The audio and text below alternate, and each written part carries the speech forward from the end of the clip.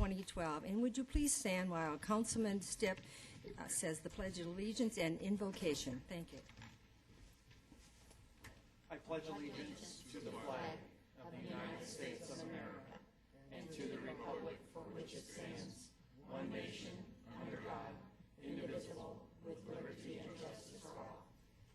Please remain standing. Bow your heads. Heavenly Father, we give you thanks for bringing us together tonight. We ask that you place your hand on this council as we do your work here, work that will have a long impact on this city. Please be with us all as we make difficult decisions tonight. We ask that you be with men and women that are serving this nation both here on our soil and on foreign land, that you'll be with them and protect them. Amen. Amen. Thank you, Councilman Cip. As I look around, we're all here at the dais, and I do want to say that Vice Mayor Osborne came to the work session in the middle of it, and I didn't announce that so the public would know you were participating in that. And thank you for getting here. Appreciate it. Communication tonight, we have two special ones to announce to you tonight, and so I'm going to read the first one from the dais because Chad Waltz was not able to come tonight. He really wanted to.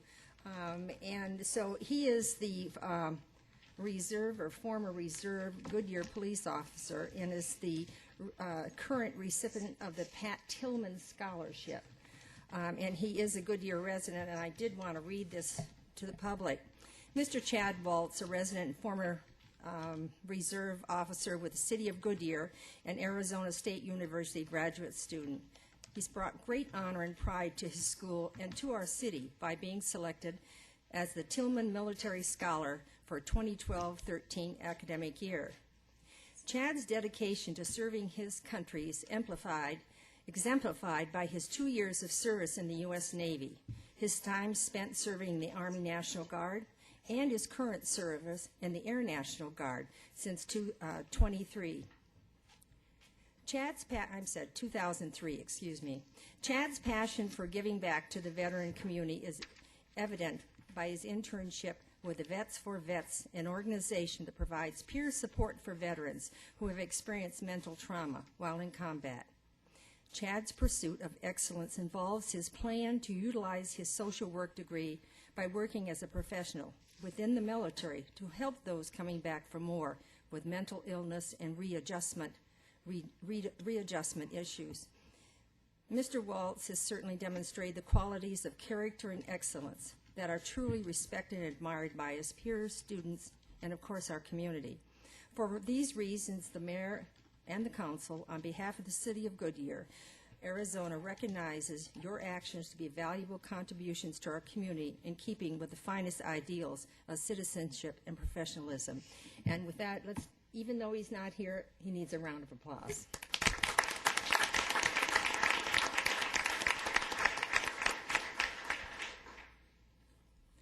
And the other presentation, I'm going to come down and at the level, and I'd like Dale Camarati, Goodyear citizen, to come forth. And Dale, if you'd like to bring your family, that's fine with me. I'll let you have that choice.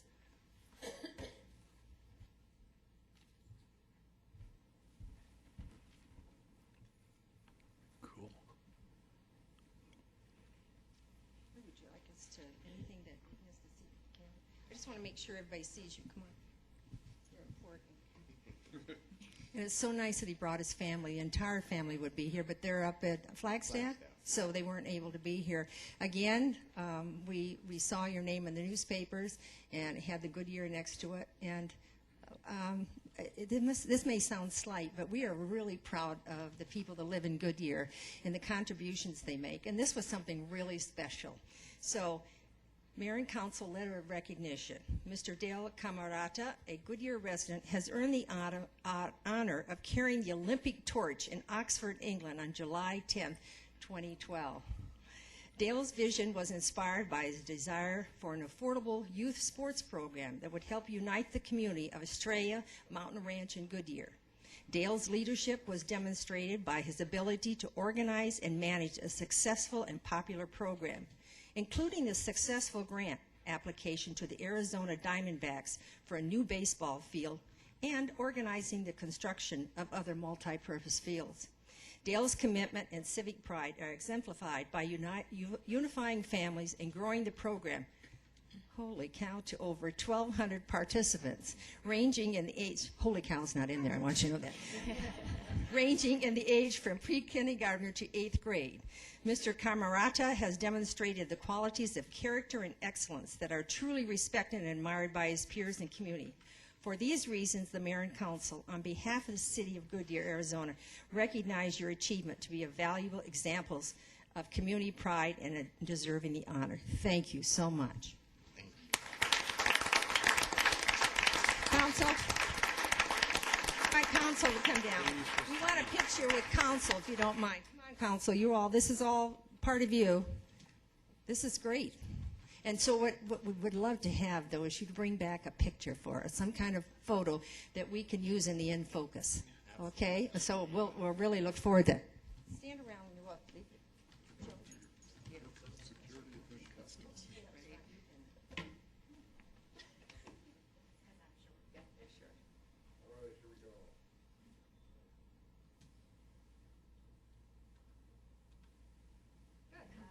Thank you. And again, once more. Good job.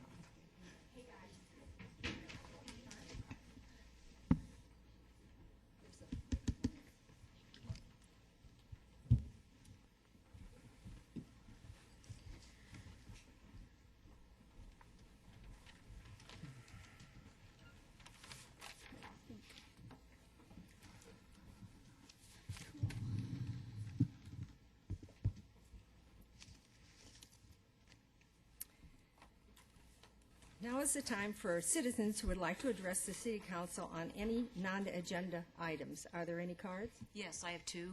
First one is Howard Broadbeck. All right, Mr. Broadbeck, while you come up, I'll repeat some of the rules. Each speaker is limited to 3 minutes. The yellow light and buzzer will let you know you have 30 seconds left to speak. Before you begin, please identify yourself and clearly state in the record for your name and address. One more item is that the council will listen to your comments and may take one of the following. 1, respond to criticism, request that staff investigate and report on the matter, request that the matter be scheduled on a future agenda. Mr. Broadbeck, you have the floor. Did I break this? It doesn't look like it's working. You just have to pay for it, don't worry. Okay. No, do you need some staff help? I wasn't making light of that. Do you need staff help? I don't know. When I put the paper down there, we'll see if it shows up or not. My name is Howard Broadbeck. I live on La Riata Avenue in Goodyear. As you probably know, I write a blog, which I'm very critical of the city in most cases. I want to try to set that aside tonight because I basically want to ask you a question. This is about a general topic. I do watch your council meetings on videotape, and I make notes about it. If you've read some of my blog comments, you probably realize that. But in general, the topic I want to ask you about is your approval process. And it looks to me, and I've contacted some of you individually about this sort of thing before, some of your approval process methodology, it seems to me, must be broken. And I'm going to put an example here on the slide for you to look at, and it's a very recent example, but I'm not talking about this specific item. I'm asking you a question about your process. So, I don't know if you can see this, but these are 2 slides from your work session meeting. Can somebody from staff help him so we can see this? Anyway, these are 2 slides from your work sessions last week about the purchasing the building. And you basically were evaluating for an hour a lease purchase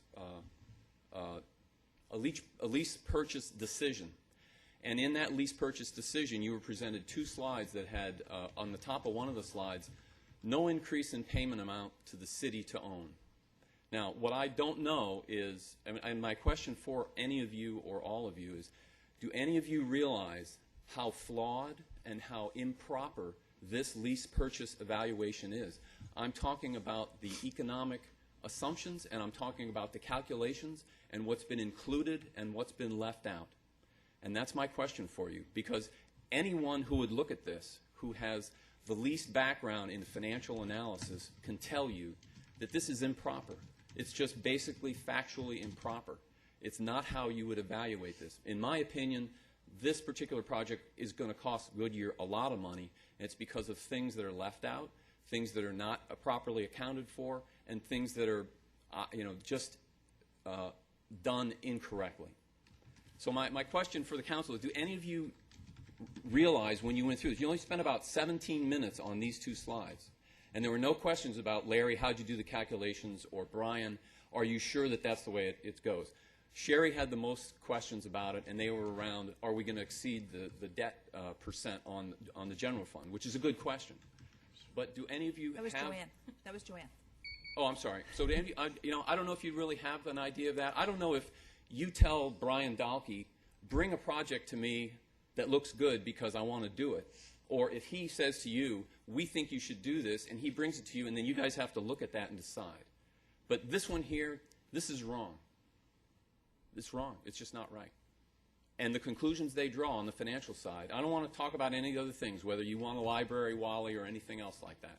I'm not addressing that. This is absolutely incorrect. Thank you very much. We appreciate your comments. There was some negative indication, so if anybody would like to respond to that. If not, well, I'm turning it over to you, City Manager, to, if you would like to. Can I ask a question? Oh, I'm sorry. Councilman Loretano. Yeah, I think I want to clarify for the public, it's not a lease purchase, if I understand correctly. A lease purchase would be you lease the building, and then once you finish your lease payments, you purchase. This is an outright purchase with a loan from a bank. That is correct, Councilmember Loretano. We'll discuss that later this evening when that topic is presented. Thank you. I just wanted the terminology to be correct. Thank you. Excuse me. This did not become a questioning and answering period. We will address it, and you will be getting an official paper on it. And I appreciate that you came up and shared your opinions in the public and not just on the public blog. Thank you. Mayor. Second card? Second card Oh, is sorry, I have one more. Councilman Basillo. Just one quick comment. If I realize, Mr. Brodbeck, you watched these, but if you would have watched it, you would have seen one of the questions or one of the comments that I added. I had an hour, well, about a half hour to an hour that I mentioned in the presentation discussion with the finance director and the city manager prior to the meeting to go over some of the details of those numbers. So the process isn't just what you see in there coming to some of these conclusions. So I just let you know that. Any other comments? the next speaker is Alex Romero.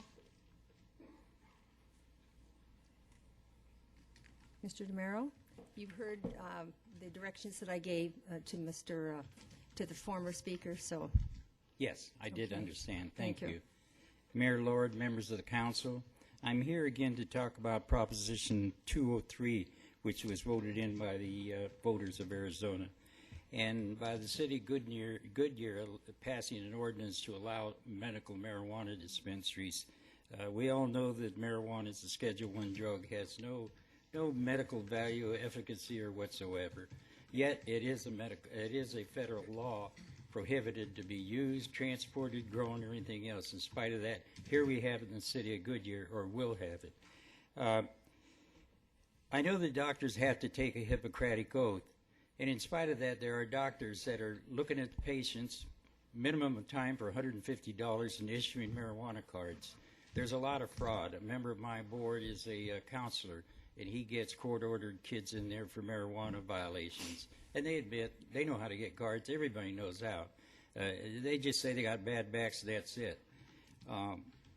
What I'm saying is that unknowingly the city council have involved yourself in it with an unholy alliance with the drug cartel, and I'll give you the reason why.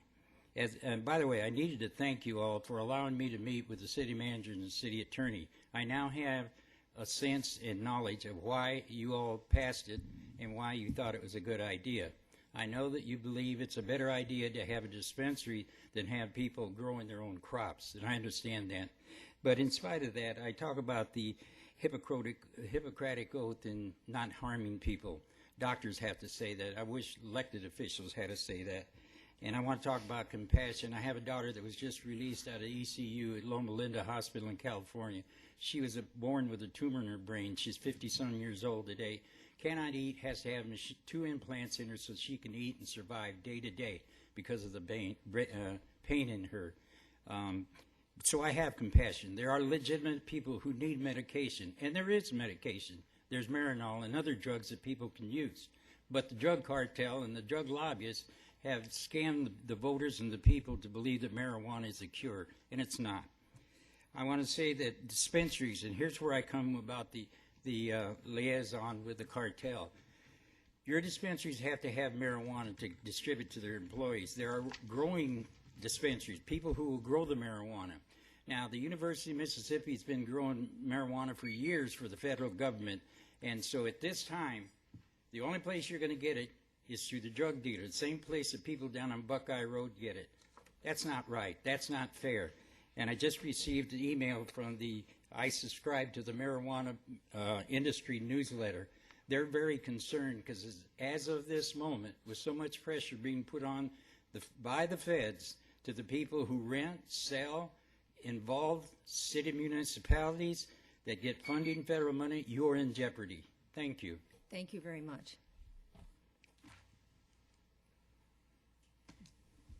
Okay. My comment is I inhaled and enjoyed it. Oh,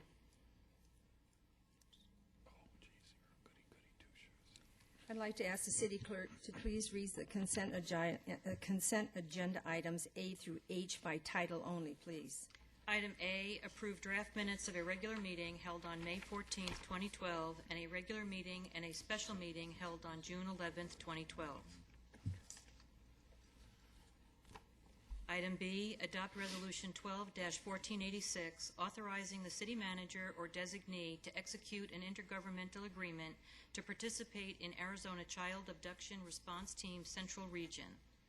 Item C, approve the purchase order for fiscal year 2013 for the Waste Management, Inc. contract in the amount of $4,249,866.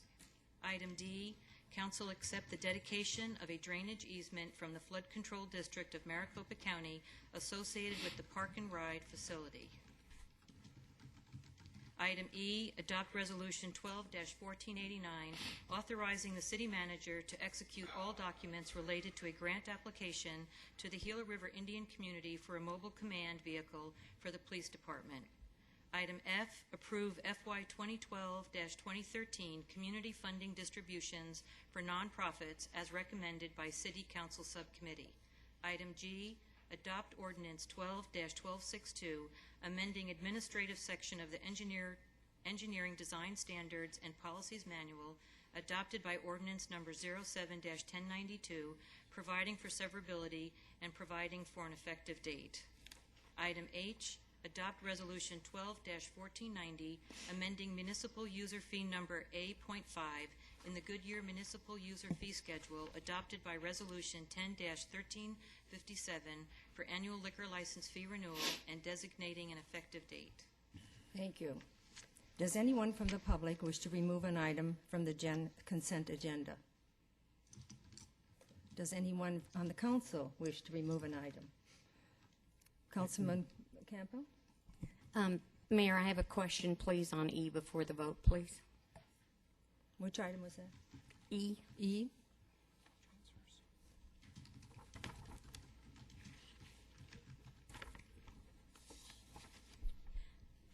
My question is, how much is the grant application going to be for? There was not an amount listed for the mobile command vehicle, and I wanted to know how much are we asking for in this grant? Mayor, Councilmember Campbell, I'm Christine McMurdy, the Grants and Intergovernmental Coordination Manager, and with me is Chief Geyer, and based on the research that's been done by staff, the application is going to request $350,000.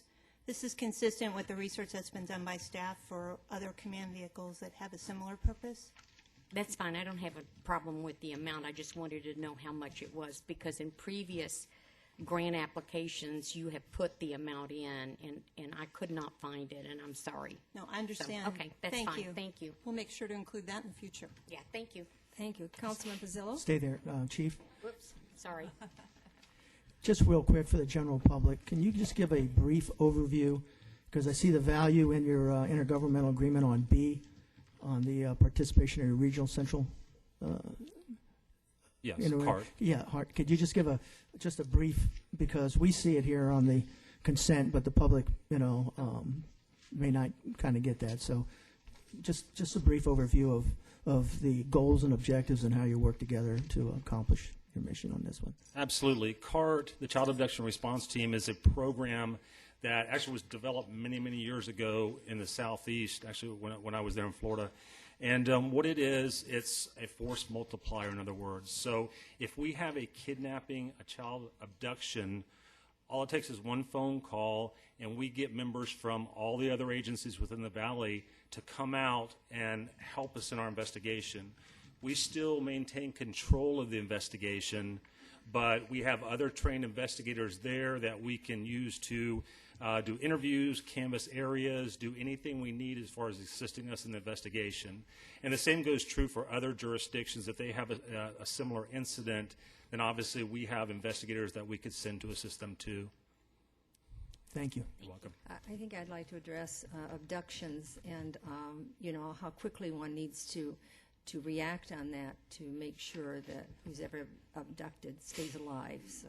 Absolutely, and they say within 72 hours is the most critical time when a child's been abducted, and the actual potential for recovery or finding the child decreases dramatically after that period. So obviously getting a team in place quickly of trained investigators is just the best thing when you have an abduction. So we can get right on things. We can start doing interviews. We can get out to the crime scene. We can contact all those that may be involved. Thank you. Any other questions? No. Councilman It's Bazilla. not a question on it, it's just a comment. I'm done with the chief. No, go ahead. Do you want Just a quick comment.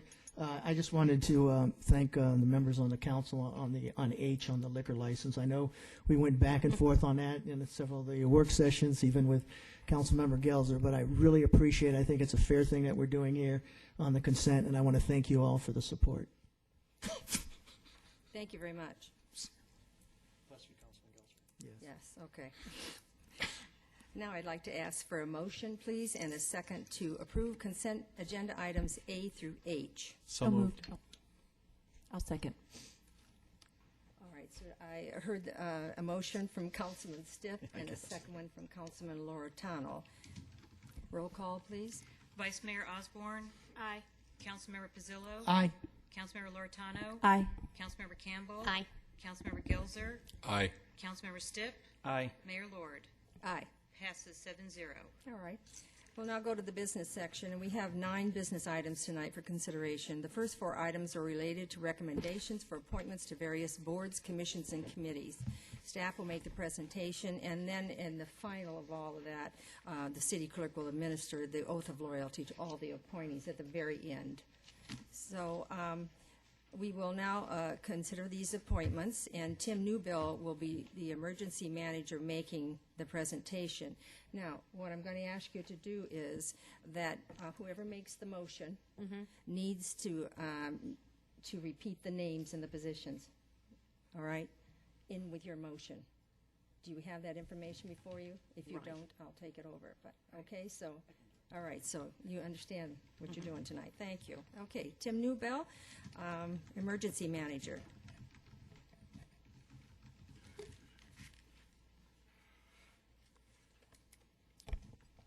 Good evening, Madam Mayor, Vice Mayor, and Council. How are we doing? Good, thank you. Great. How are you? Do I need to have them up here with me at the time that? Absolutely, it's Yeah, fine just with me. If you'd like to have them up, and then introduce them up. they'll have to be seated in between because we'll do the final from the city clerk after. Everybody will do it together. Oh, they'll just do it together? So if you'd like to have them come up while you make your presentation? Yes, I would. Well, absolutely. For those of you for the Citizen Court Council, if you please come up and join me. Thank you very much. And you'll introduce them to Yes, us, ma'am. right? Thank you. We always like the citizens front and center.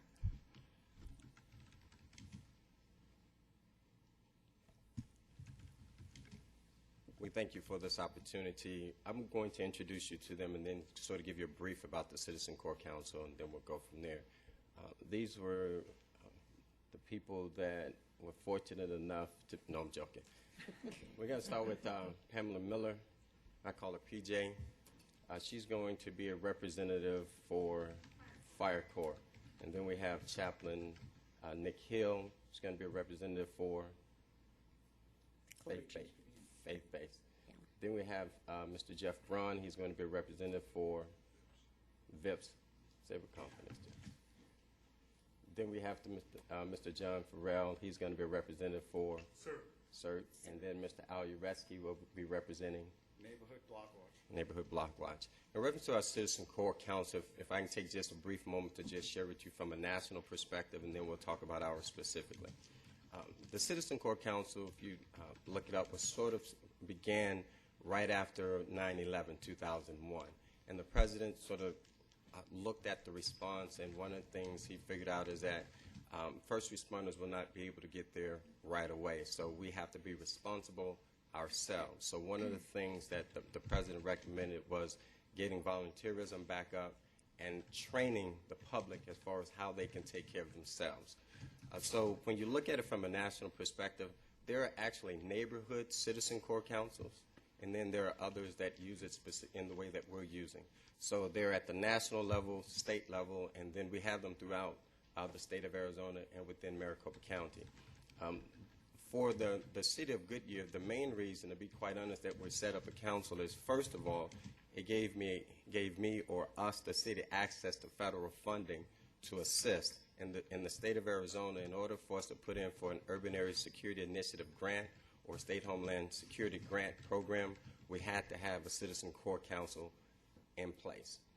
And then secondly, what it does is it brings each one of these volunteer groups to the table so that we can work together on a collaborative effort. So it's not just a CERT or VIPS that's responding if we need it, but we have the groups working together. And then when it comes to training the community or reaching out to receive more volunteers, someone may not want to be a CERT. They may want to be part of Neighborhood Block Watch, or they may want to be part of Volunteer and Police Services, or what have you. So we want to show that we're working together in a collective effort. And so if you don't want to do all of these, you have one to choose from. So our Citizen Corps Council will, the way that it's set up now, they will be making decisions. I'm going to try and do less talking so they can do more talking. And but they will, when we receive those funds that we expect to receive from the federal government, they will then have to present to the council the ideas of what they want to spend money on it and how would it benefit not just their specific groups, but the city of Goodyear overall. So that way, having each one of them represented at the table will give us a more of an overall perspective of how we can support the city as a whole. So I just wanted to give you a brief overview of that. Before you go, Yes, Wayne, ma'am. let's just make sure there's comments from the council. Councilman Stipp? Tim, you talked about they'll make a presentation to the council. You mean to the citizen, Yes, to the Citizen Citizen Corps Corps Council. Council. Yes. Thank you. Any of them? All right. Well, Thank I'd like to hear about it too, though. Well, you all are more than welcome to attend any of the Citizen Corps Council meetings, and definitely submit to open meeting laws like anyone else. So you're more than welcome, and they are definitely publicized. I believe Councilman Gelser has attended one, as well as Councilman Campbell already. Well, we really appreciate your dedication to this because it is an important issue, and we do need your help. So thank you very much, and we're going to call you back up one more time tonight to take the oath. So again, a round of applause for you.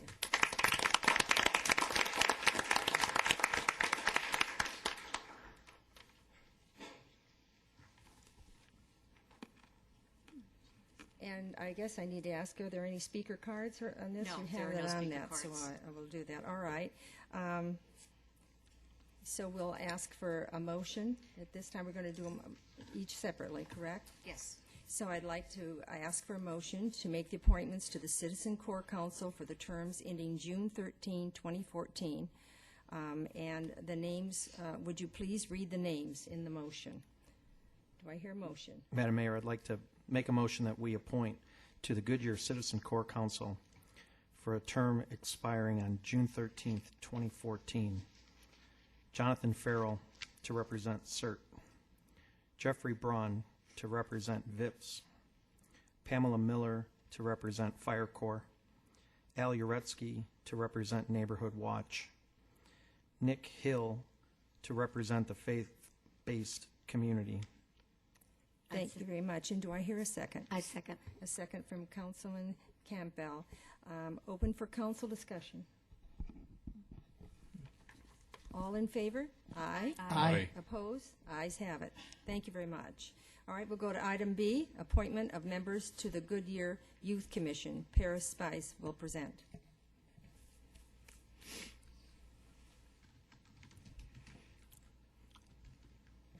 Good evening, Mayor and Council. The Goodyear Youth Commission is now in its third year, and we've expanded our commissioners from 9 to 15. And the commission gives them an opportunity to develop leadership skills, promote their own civic responsibility, and to provide a voice for youth and family at the City of Goodyear. So tonight I'd like to introduce two candidates. The one candidate, Connor Belanger, could not be here tonight due to a previous family vacation out of town. But tonight we have Madison Groves from Desert Edge High School and Stephanie Marshall from Agua Fria High School. Great. So I Thank present you them so to you much. for approval. Any comment from the council before I go to this? Are there any speaker cards? No. All right. Before we go into this motion, I just want to let them know that we really appreciate the work of this committee. It's been very effective in Goodyear. I could have a motion, please, and please read the names again. Could I ask a question before we vote? Sure you can. Parish, when will Connor be available to come back before council to take the oath of office? It looks like he won't be back until August, or when you return in August. In September, then? August 20th. Okay, thank you. Good question. Thank you. You're welcome. Councilman Stipp? On that note, we are still going to appoint Connor tonight, though, to the commission. Do we appoint him and he doesn't take the oath, or do we He just? can come into the office and take the Take the oath oath. at At the any office time. anytime when he returns. Okay. All right. All right. Great. So, Madam Mayor, I'd like to make a motion to appoint Madison Groves, Stephanie Marshall, and Connor Bellinger to the Youth Commission for terms expiring May 31st, 2014. Thank you very much, Councilman Stipp. Do I have a second? Second. I have a second from Vice Mayor Osborne. All in favor? Say Aye. Aye. Opposed? Ayes have it. Let's do a round of applause. We didn't clap for that.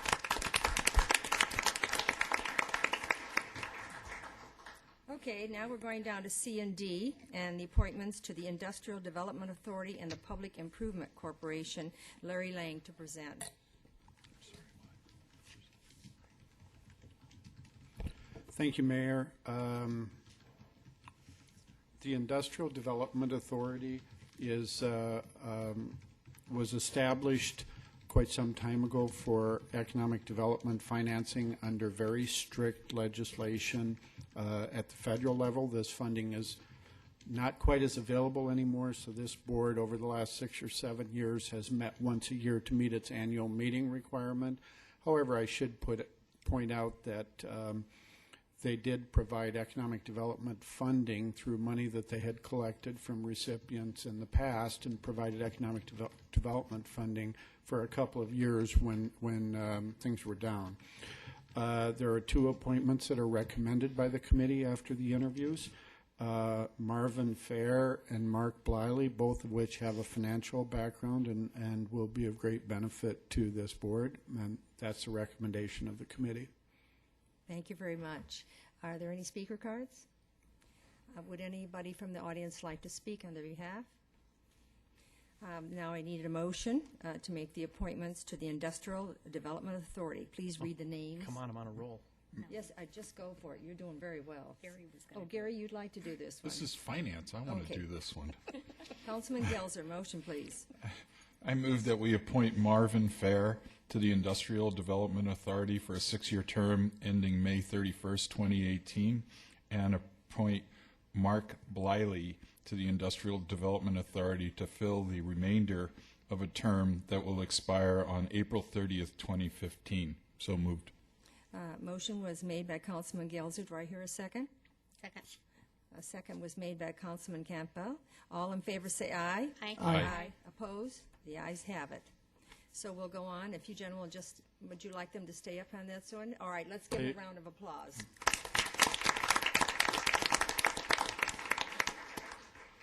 And now, you're going to Yes, we have a couple of more to join them in the Public Improvement Corporation.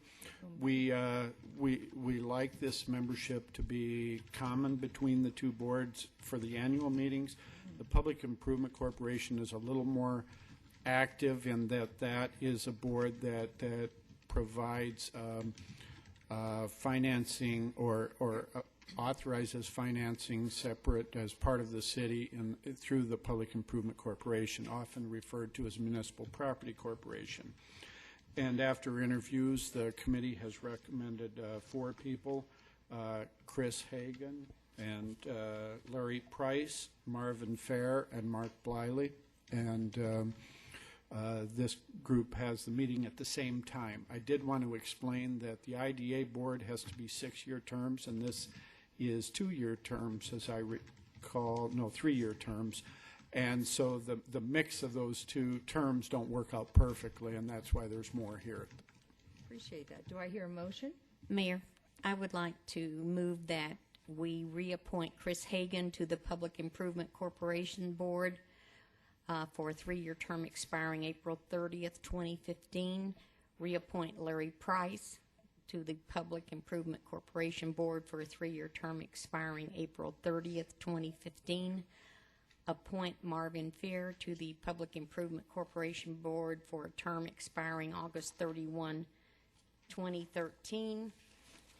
And appoint Mark Bliley to the Public Improvement Corporation Board for a 3-year term expiring April 30th, 2015. Thank you. A motion was made by Councilman Campbell. Do I hear a second? Second. A second was made by Vice Mayor Osborne. All in favor say aye. Aye. Opposed? The ayes have it. Please, a round of applause.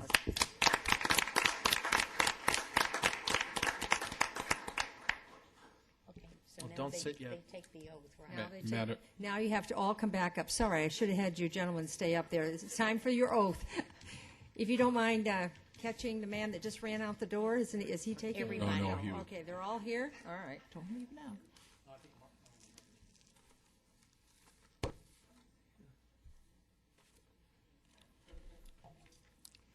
Look at all these great citizens out there. I know, and some are repeats.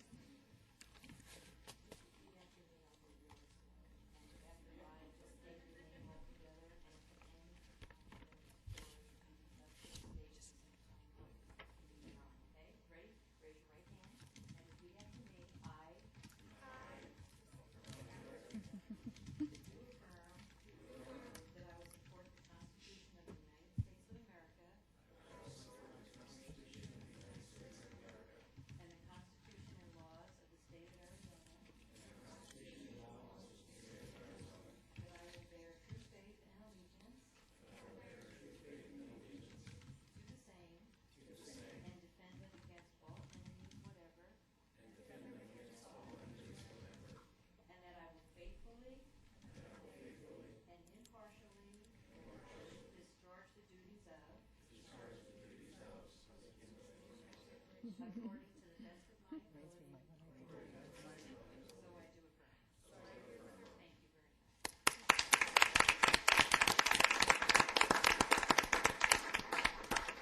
Again, I want to thank all the volunteers, and we see familiar faces that have been on other committees that are really dedicated to their city, and we, as a council, really appreciate that. So thank you to all of the committees and the volunteers. All right, we'll go down. Mayor. Yes. Councilman Stipp. Sitting with Councilman Gelzer and Councilwoman Campbell on the selection committee, we have had some incredible people come and apply for the committees, and we've interviewed, it feels like 100, but we have interviewed, dozens and dozens of people. And to see the community come forward to volunteer for these is really, I think, a big statement about our community. So Thank you, and I appreciate the council people that sit on this for their service of volunteering to do this, because it's not an easy job. You have a number of them, and they're all so qualified. So thank you. Any other comment? Yes, Councilman Madam Mayor, Gelser? I've been serving on this committee for the last year and basically look forward to doing it again next year, I hope.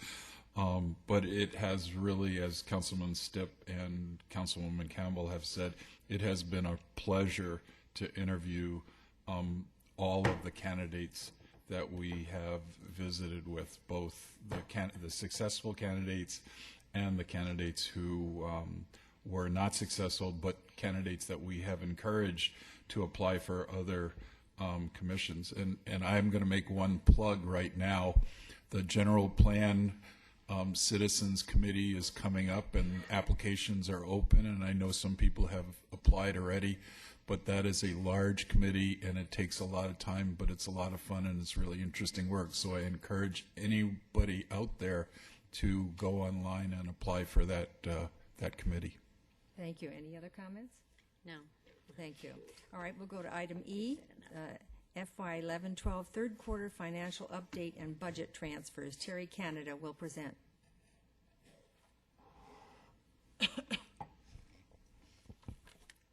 Good evening, Mayor and Council. We are going to review the third quarter financial review here. I'm going to talk a little bit about general fund revenues, expenditures. I'll be pretty brief in this presentation. We do bring it back to you every quarter. Haven't changed the format. This represents 3/4 of the way through the year, so you would expect to see the ratios right at about 75%.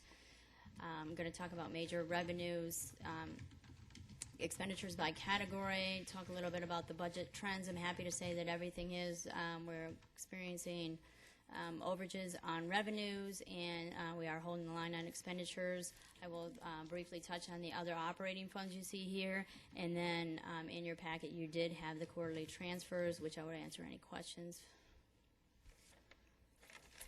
With that, the third quarter revenues are budgeted at $43 million. They're actually coming in at $46 million. It's a little bit higher, 7%. That can be attributed to development-related revenues.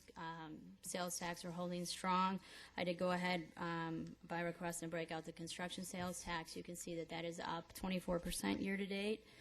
On the expenditure side, the largest category being personnel is running right about 70%.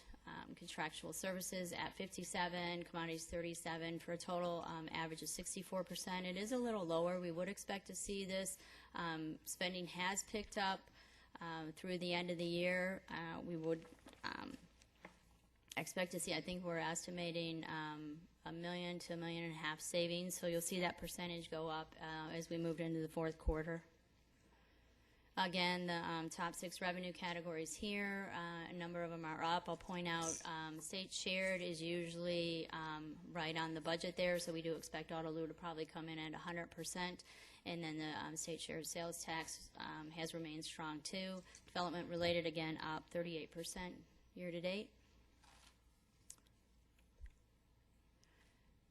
Expenditures by category, salaries representing the largest component of the operating budget at 67%. Right now it's at 69% year to date. Contractual services, again, it's about 28% of the budget. It's running a little bit low. We do have some major payments that occur in the fourth quarter that will bring that percentage up. Commodities, again, very small, 3%. And we do expect spending to be up in the fourth quarter for that too. Oops.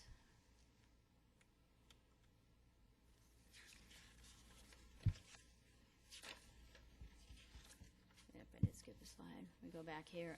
We continue to monitor revenues. Like I've said before, we do meet monthly with a number of departments that are responsible for the revenues. They're up this year, I'm happy to say. We have adjusted the estimates as necessary and brought those forward in the budget process. Expenditures are within budget. They're running actually a little low through third quarter. We did incorporate this into the budget for this year. We allowed a number of one-time carryovers for some offsets to supplemental requests that were put in. So a number of departments, if they've had savings through either efficiencies or through items that they weren't going to do, we're allowed to kind of trade that off, and then we didn't have to request additional funding for those. Again, the other funds are doing well in revenue. HERF you would expect to see at 100% by year end. Water is up at 11% over budget. Wastewater, sanitation, and stadium are right on. This does include March of the spring training. Let me, quick question. Joe? Do you expect, no, go back to that one slide. Did you say you expect the wastewater and sanitation to be at 100 by the end of the fourth By quarter? year end, correct. By year end, okay. Vice Mayor Osborne? Yeah, Terry, quick question. Under the fire department, it was stated that the overtime coverage for the stadium has not been allocated. Will that be by the end of the next quarter?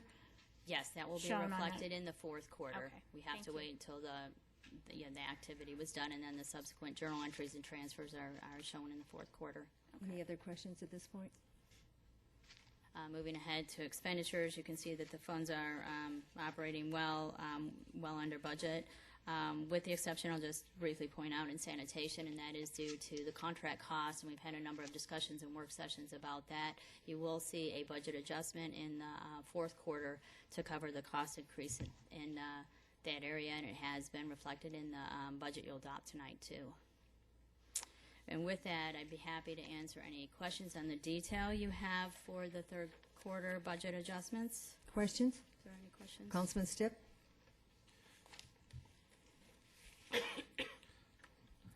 Terry, I'm going to give you the page number because I'm sure that that's what you're going to want.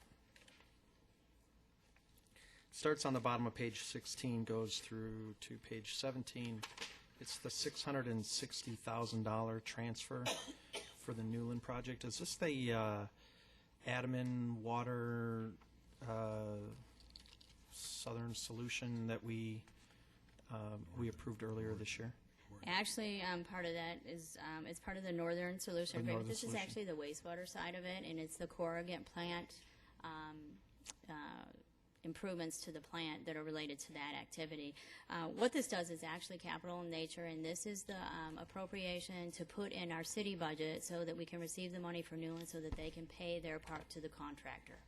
And we actually, as the contractor bills us, we then have a portion that we pay out, and we forward their money on behalf of them to the contractor. Okay. And yes, the agreements have come before council. I think it was I'm not January. sure when, but Oh. they would have precluded this, yes. Okay. The second question that I have is the CIP Contingency Fund. We hit that several times in this round of transfers. Any idea off the top of your head what that fund balance looks like? Mayor, council, Start. I'll explain real quick that is the in last year's budget, or in 12, this year's current budget, that was around $50 million. It started with. Again, that is in the event that something like this exactly happens. We get money from a developer for something that was perhaps unplanned or unforeseen. The balance in that is appropriation in nature. It's not cash, and so unless we get the cash to back it, we don't use it. I'm going to say off the top of my head that it's still, in the 48 millions. We haven't used it. So you're saying, you just said that was a placeholder, is that correct? Correct. It's not cash in effect. We would have to get the money from an outside source. It's just putting the appropriation in the budget so that we can spend the money, in this case, from the Newland reimbursement. Thank you. Councilman Bazzillo?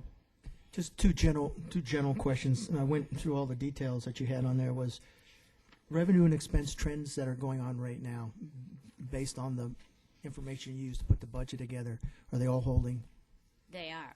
true? Okay. Yes, and especially in the development related, and I think you get a monthly report on housing starts, and those are actually exceeding our estimates for the year. Okay. Second question along the same lines: is there any troubling trends at this time to kind of follow or to watch as time goes No, by? even state share revenues are holding strong, and we're predicting that the increase that we have projected for next year is going to come through too. Okay. Thank you. Any other questions? Thank you, Terry.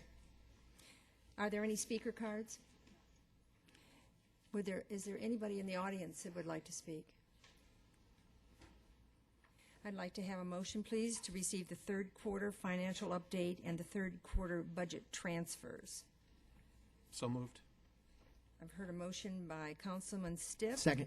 And a second by Councilman Pizzillo. Open for council discussion. All in favor say aye. Aye. Opposed? The ayes have it. And now we're going to go for the public hearing for the Truth in Taxation and the FY 2012-13 final budget. So, open public hearing, staff presentation, Terry Canada. No. Oh, No, Brian Doc. Brian's good. oh, Brian, you're going to give that. Okay. Fake us out. Yes, Mayor, members of the council, I'll take the first 5 slides, and then Terry Canada, the budget manager, will take over from there with a lot of the details. But wanted to start off and just really hit a couple of the things that build this budget. One of the and you'll see right on the slide here that our commitment is to maintain a high service level, and we also are committed to fiscally sound and structurally balanced budget. And what that means is revenues obviously are greater than expenses. We have looked at modest growth patterns that we've had in the community. We are starting to see some housing increases. We had 125 permits in May, and that's the highest since July 2007. But our population growth is about 2.3%. So it is slow, but it is growing, and certainly we look at that as we build this budget. One of the things that still affects us is the property tax values. And when we see what happens is as we see the values that come in, they're still decreasing. We always lag what happens in real life because of how the county assessor goes about the valuations. But with that, we were able to hold the levy for taxes, and that's been talked about a lot with this council. We're actually at our lowest levy in the last 5 years, $10.7 million in our property tax levy. And if you compare that to just a couple of years ago in 2010, we are at $14.9 million. So we are actually asking less of our businesses, our citizens, for that property tax, and that's very significant. Again, that's less by $4.3 million. You'll see in here as well that the council, not only as we maintain the levy, actually slightly less, as one more time, we're reducing the tax on food for home consumption, another 0.25%. That makes it the lowest in the area. We think that's a very proactive approach. It's been talked about by this council that is a regressionary tax, and the council has taken action through this budget. When we asked our citizens as far as if we were to reduce a tax, 70% of them, the greatest number, said, please reduce the food tax. And again, council's been responsive to that. This fall, we'll have an opportunity with the council to talk about tax policy. We'll talk about sales tax rates. We'll talk about property tax fees, a lot of policy issues that affect how we put together the budget. Very important as we go into the following budget year. Also very important to consider as we look at the amenities, the infrastructure, really what we want in terms of quality in the community. So all that will come back to council this fall. 2013 fiscal 12-13 goals. Just a couple of things I wanted to hit on. We are absolutely wanting to focus on growing jobs in the community. And as you look at some of the things we're just starting to do, or not starting to do, adding to what we've been doing, is promoting the business community. We're doing that again through the roundtables with small business. We have filled the business advocate position. So that's a position that small business, they have a person to contact at the city as they have business needs, and having that point of contact makes a big difference. Infrastructure investment.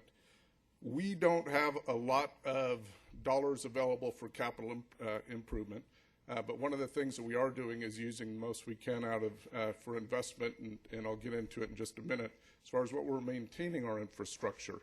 But some of the things we are doing is working closely with the Arizona Department of Transportation on the 303 project. We were able to go back to Prop 300 days where we actually had the 303 where it was to be funded south of I-10. That is back in the funding planning stages with ADOT and through MAG. Very important, because what that will do, well, it won't happen in the next year or two, probably the latter part of this decade, but we'll be able to see the 303 continue south. But that is staff working closely with MAG and with the planning agencies to get that done. Economic development. We are going to incorporate, using our communications and marketing manager, incorporate additional messaging, additional proactive outreach for economic development. So we are, obviously we work closely with agencies such as the Greater Phoenix Economic Council, but with this budget we plan on really being more aggressive as far as our outreach and recruitment of business. Accountability and efficiency. It is very important for government to be accountable. And some of the things that we've done is to reorganize to improve efficiencies. Some of those have already taken place. We have the communications and marketing division that has really brought in folks to focus on getting the messages out both internally and externally. We have combined intergovernmental relations to include constituent services, neighborhoods. So all of that is now in one area, so we can be more responsive to our citizens much more quickly. So those are some of the things that we are focusing on that we think are very important. Budget highlights, absolutely. Maintain the core services. We've gotten good ratings in our last citizen satisfaction survey in the end of 2011. Very good ratings, and we want to maintain those in the core services that we as government provide. One of the things that was a topic of discussion with this council is, what about the ballpark debt? What about when the payments go up in 2019? How do we look at that today so we're not saddled with that in the future? Very proactive approach by council, and then staff looking at opportunities presented that to this council. And we are now setting aside 1/7 of what we think the obligation to be about $4.7 million additional when we get to 2019. So this year we're setting aside for one-time money $680,000. We'll be adding that like amount for the next 7 years. We can, in the meantime, use that for one-time projects, but we are not relying on it for ongoing expenses. And that is a very critical distinction. So when we get to that point in 2019, it will not be affecting our core services to our citizens. Efficiencies, several things are happening. We have combined the Development Services Department that will be reflected in the budget that includes a merger of economic development, community development, building safety. We want to be responsive. We want to really set the bar high as far as how we approach development, working and trying to get projects through the system faster, and hand-holding and taking care and being known as a community that is very good, and we are in it to help our end users get in the door faster and be operational faster. That also extends to our citizens. Public Works Assessment, we had 33 recommendations that came out of that will be implemented this budget year. And as part of that, we will have 3 divisions, but one of the key things is we'll have a water resources manager. We need to manage that most precious resource of ours long term. If you don't have water and if you don't manage water, it will shut down the city very quickly. So that is a focus of what we're doing. Important, I think, to point out on the first 2, Development Services and Public Works, we're actually going to be 2 directors less. We are combining 2 departments of Development Services, so we will be we'll be having 1 less director, and then the same in Public Works. That will report those divisions to a deputy city manager. Performance measures. One of the things we've asked finance to do, actually they've been very interested in doing this for a while, and that is to look at the International City Managers Association performance measures to look at and we think what that does is that starts to look at how much money we put into things, how quickly do we, what are the measures that we can compare against other cities for, and not only throughout Arizona, but throughout the country. Now, we may not compare ourselves as far as road maintenance costs to Buffalo, New York, because we haven't had as much snow lately. But there are several that we'll be able to compare against. And when you compare, you begin to see how we're handling the resources that are given to us by our citizens. Patrol Services Officer Program. This was an initiative of the police chief, brought that forward.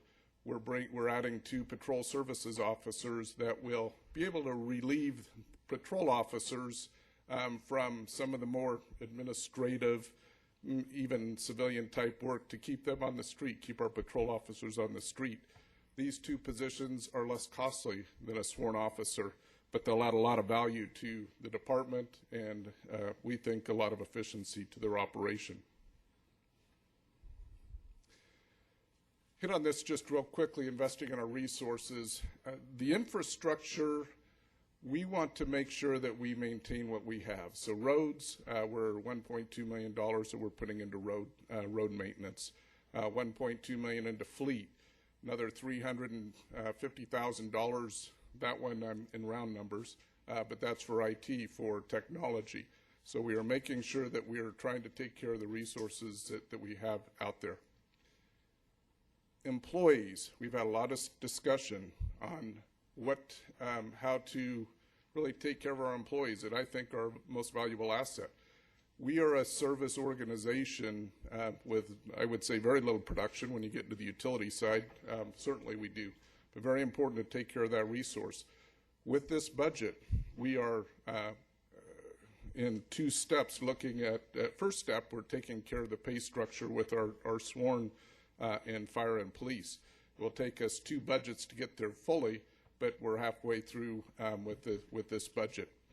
We're also looking at 2.5% raises for employees. As we talked about, it's been 4 years since we've been able to provide additional compensation to employees. We think that's very important as well. And planning, yes, we plan, but the general plan is one of those things that we are required by state law to do a general plan. It will take probably 18 months to get through this process, but it really sets the stage for how we develop this community, how we plan for the community, land uses, what are the goals and visions for how we create what we want as an incredible community to be highly regarded. So that will then be voted on by the public 2014, and then that will that carries for a 10-year period before we have to go back through the process again. Transportation Master Plan, very important. If we want to get into the MAG plan, the Maricopa Association of Government Planning processes, if we want to get federal funding opportunities and grants, we need to have a Transportation Master Plan in place. This budget does that. Parks Master Plan. We have opportunities here in this city, and we need to look long-term. Again, in cities, we're in the forever business, but we need to look mid and long-term as far as what our citizens want in terms of parks, in terms of recreation. This will help us to then get the ideas and the vision of our public into a planning document that we can start taking forward in future capital improvement plans to set aside the funding when funding becomes available, so we can build these assets into our community. And that's it for I would call it the foundation for the budget. At this point, I'll turn it over to Terry Canada for the budget details. Could you just stay one moment for questions? Yes. Councilman Pizzillo? First of all, you must have saw my notes because you pretty much covered everything that I was going to talk about, and I appreciate that. I really appreciate the part that we have the dealing with the ballpark. You know how much I've been interested in that over the last 2 years, ensuring in 2019 we have money, so I really appreciate that program being put in place. But 2 things I would like to mention. First of all, the replacement equipment. I appreciate the fact we're now, over time we've been starting to build up, because I think it's important that we have funding for replacement equipment. The other piece is the levy. My calculations over the last 3 years has dropped 28%, and it's not by accident, because this council has decided that we now have the enterprise fund covering all its costs, which includes debt service. A lot of that debt service for water and sewer, people north of 10 and Liberty were paying for where they had no benefit from. So now the enterprise fund is now absorbing all that debt service within the rates, and I think that's a fairness issue as well. So, that's, in my view, that's one of the main reasons why you see the levy dropping over that period of time. But again, you covered almost everything, so when it comes to the budget, I don't have a whole lot more to add. Thank you. I stole your notes. Yeah. Councilman Loretano? Yes, I appreciate all the time you spent on the budget and the time that you've spent with us individually going over the budget and where we're at with everything. I also appreciate the fact that we're all going to get the opportunity to look at the taxes, that the food tax has been brought down and will continue to be brought down, hopefully at a quicker rate as the economy improves.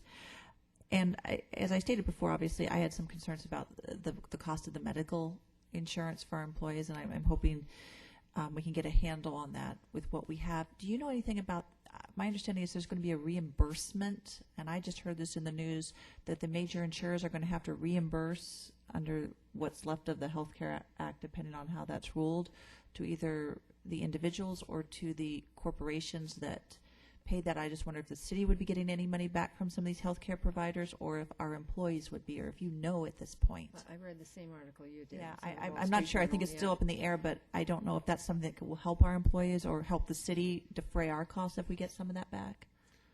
Mayor and Council Member Loretano, we have very limited information also right now. It's something we'll stay on top of and certainly get information back as it's available, but not aware of any other updates at this point. As soon as we do find out, we'll let you know. And thank you for all your work on this. Thank you. Councilman Stipp? I have two questions or observations, I guess. The first one is on slide 4, at least I think it was 4, you talked about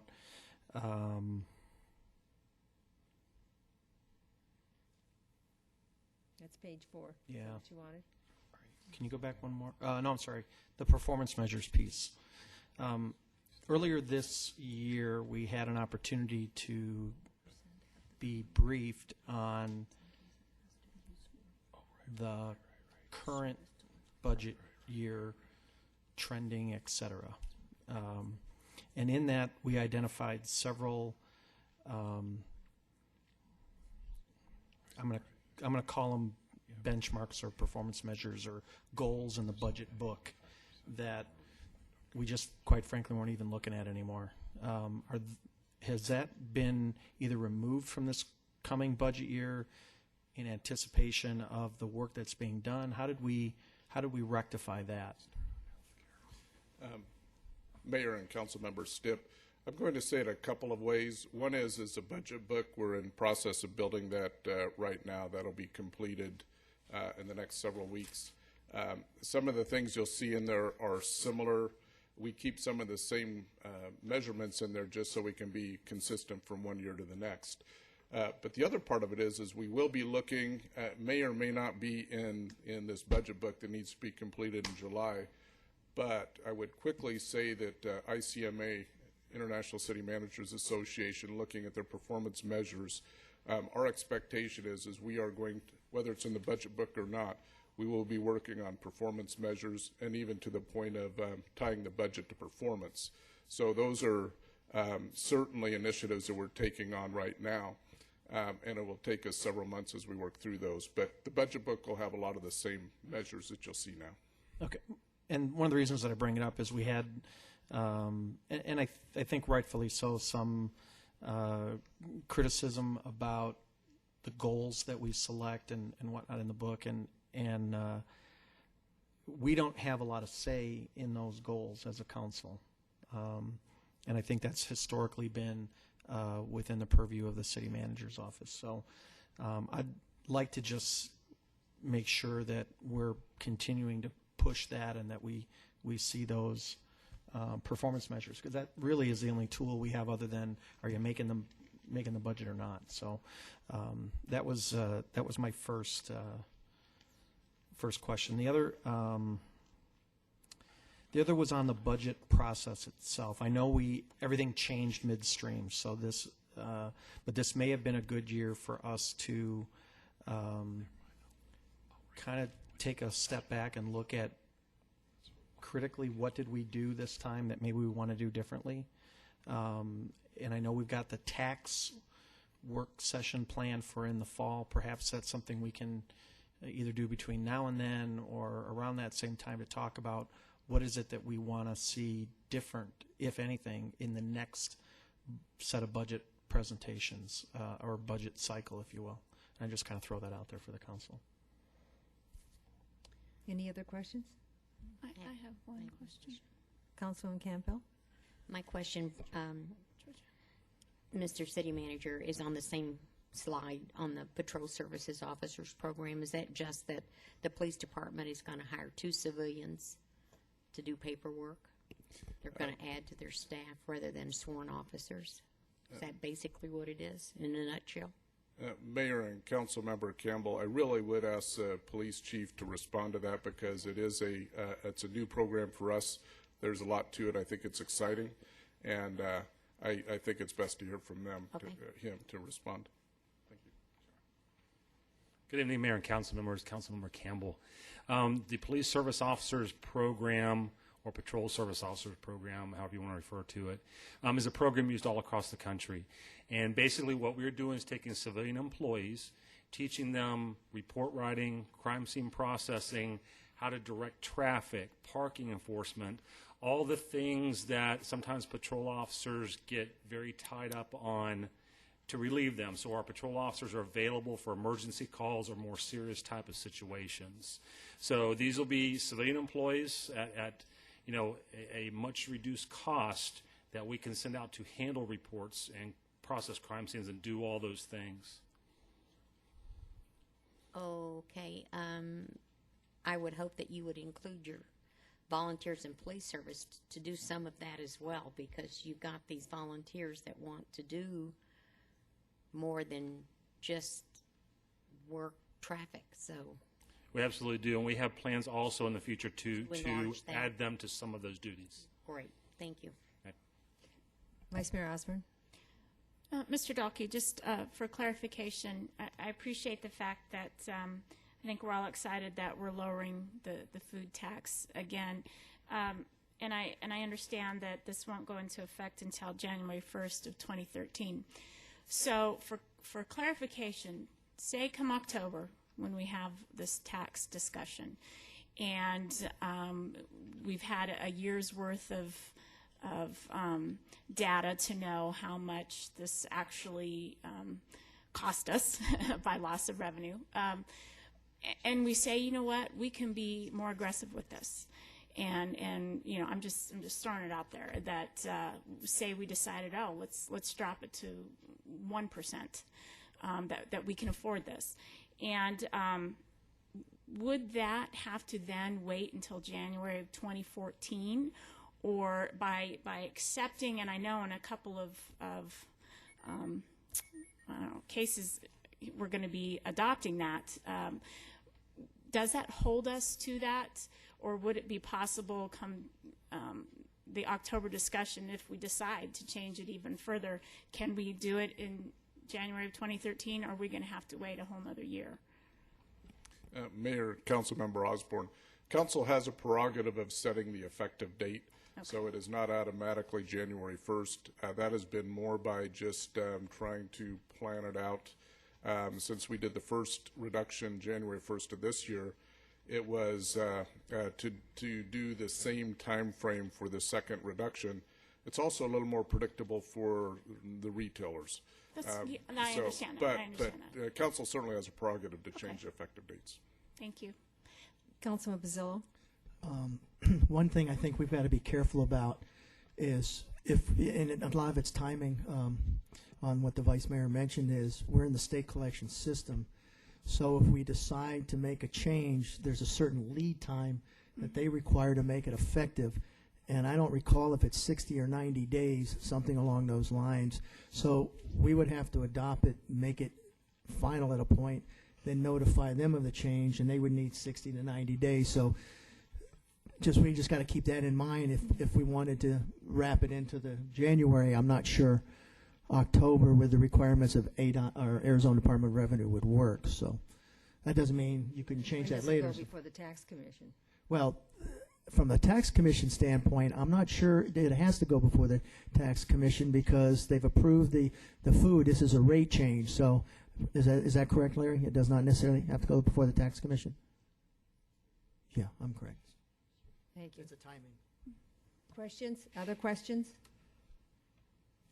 Thank you. So I guess it's Terry Canada's turn. Terry Canada now, thank you.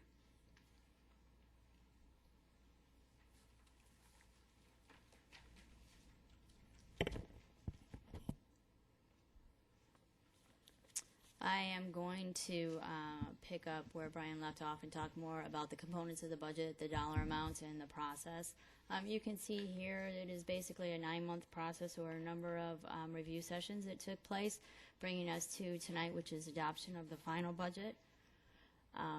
With that, these are just some of the major steps in the process, beginning with the forecast that we develop, bringing to you the mid-year financial review. We did do a number of department reviews.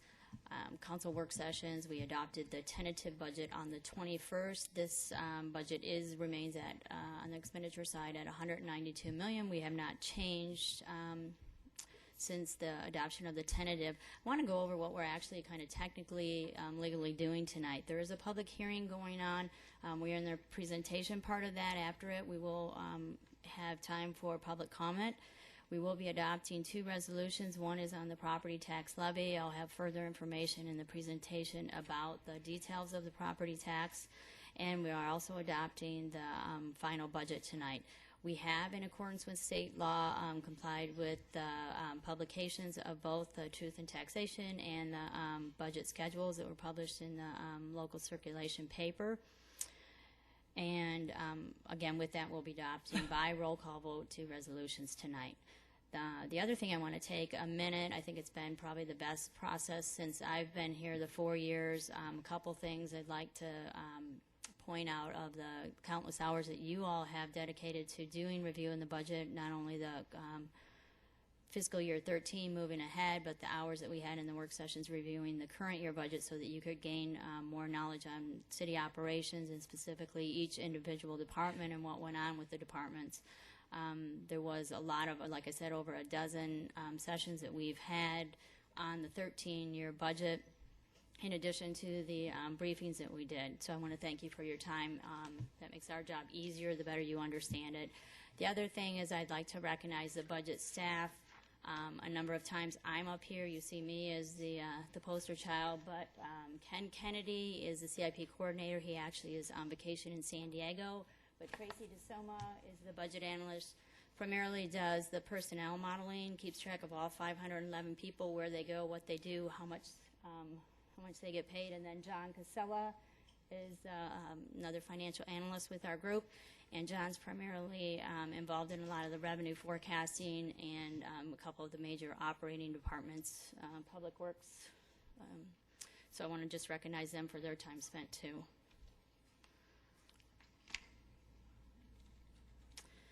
With that, this is the slide of where the money comes from. Again, kind of in review here. Primarily, 43% is from taxes and charges, as you would expect to see from a government operation. That does include sales tax, which we've had a number of discussions on. Property tax includes 3 components of state share revenue. Those are the largest things that make up that $81 million. We do have enterprise funds in here, which again are 15%, about $30 million. That would be your business-like funds, water, wastewater, sanitation. Impact fees this year, about $6 million. We have, again, put in proposed infrastructure, if you will, another contingency in the event that we have an opportunity that an outside source could fund. Grants in here at $2 million, and then we will be using fund balance carryover. It's primarily for the capital plan. And then how is the money spent? With this pie here, I do have individual slides. We'll go over each of the major components: operations, capital plan, the debt. The operations is the largest part here at $77 million. Represents 40% of that. Capital one time is another $38 million. Most of that is carryover for capital. I think the new program I'll get to in a minute is right around $5 million. Debt service at $25 million. And then the two contingencies, if you will, the rainy day fund, which is in the general fund, kept that consistent year to year. There's not an increase there. And then the contingency in the event, like I said, we do have some proposed development. With that, breaks down the $70 million for the major operations. This does include all funds. I'd like to just point out some of the larger departments here would be police, 19%. It's right around $15 million this year. Fire, 17%. It's at $12.4 million. Next, we've combined public works, which again is all the enterprise funds, would include water, wastewater, sanitation. The all other is a number of government support functions, if you will, city manager, court, legal, as such. Moving ahead, we did have a work session to, actually a couple work sessions to discuss the capital improvement plan. The first year of the 5-year plan that was approved is $4.3 million. This is primarily, the large part of this is streets. It would include the right-of-way payment for 303, design for Sorrowville to Van Buren, and again, there's a master plan included in that.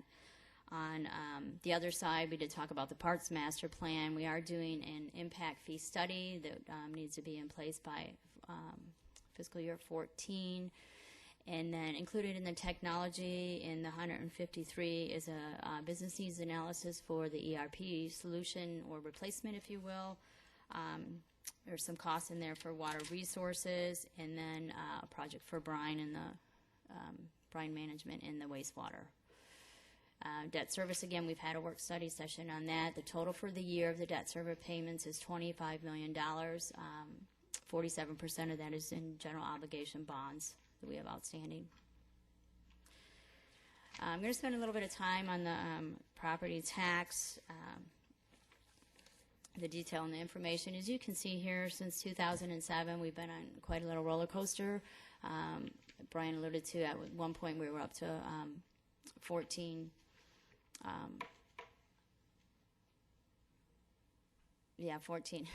billion. Thanks, Joe. Anyways, and this year we're, again, we've seen a decrease in property tax valuation, which does have an effect on the calculation and then to come the rate. I have 4 years of history here. You can see at some point we had, if you will, a policy guideline of keeping this at $1.60. We were able to, in fiscal year 11, lower that to $1.42, and then this year it will be back up to 1.7.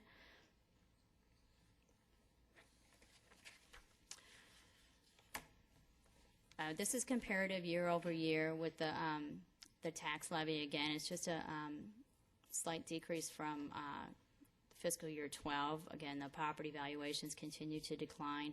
So what does this all mean to the residents? This slide kind of boils it down. We have the median price of a house. The actual valuation did go down. You can see median price of a house, like I said, it was about a $9,000 decrease.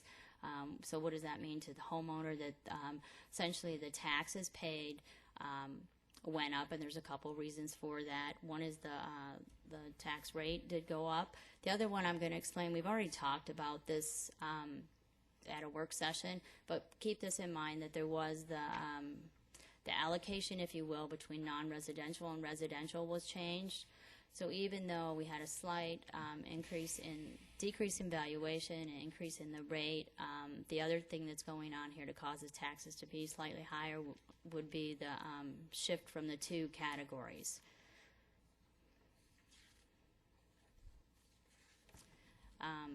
With that, I'll be happy to answer any questions that you may have on the details or any budget specific items.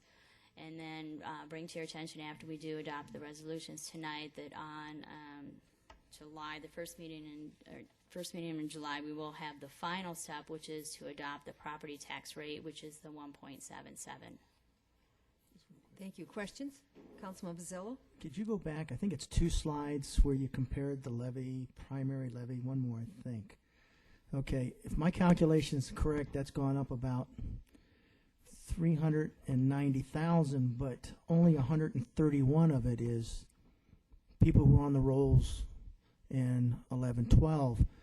So in essence, even though they, and correct me if my analysis here is wrong, even though the from 012 to 13 is still low, but only by a few thousand, in reality, it's dropped a little bit because there's new property that's come on board, about what, 300,000?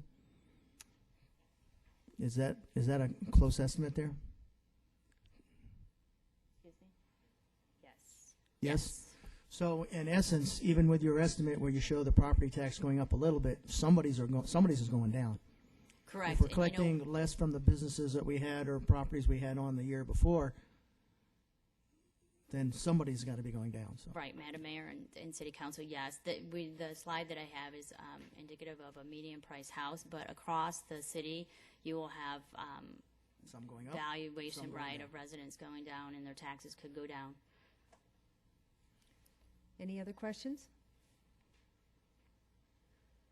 Thank you very much, Terry. Appreciate it. Are there any speaker cards? Thank you. Anyone in the audience like to speak? At this point, I'm going to close the public hearing and ask for a motion to approve the truth and taxation increase of $131,321 for FY12-13. Do I hear a motion? So moved. Second. I heard a motion from Councilwoman Loretano and a second one from Councilman Gelser. Thank you. Open for council discussion. No discussion? Then I'll ask the clerk to take a roll call vote, please. Councilmember Pizzillo? Aye. Councilmember Loretano? Aye. Councilmember Campbell? Aye. Councilmember Gelser? Aye. Councilmember Stipp? Aye. Vice Mayor Osborne? Aye. Mayor Lord? Aye. Passes 7-0. Thank you. Now we'll go to item G, 124817, adopt the final budget for FY 2012 and 13. Terry Canada to present, or are we changing this? No? Oh, so that one is included in what we just did. Oh, that's nice. Well, thank you. I guess I was behind on my notes. All right, we're going to H. Oh, wait a minute. No, wait, we have to vote on Well, I this. thought we said we didn't. You just Yeah, only would you said to ask me the I did. clerk? That's what I was doing. I think she just presented both items together. Oh, okay. So what would you like me to do? You can ask me to read the resolution. Read the resolution, please. Thank you. Adopt Resolution 12-1491, determining and adopting the final estimates of proposed expenditures by the City of Goodyear for the fiscal year beginning July 1, 2012 and ending June 30, 2013. Thank you. So moved. Second. Are we ready? I hear a motion by Councilman Gelser and a second by whom?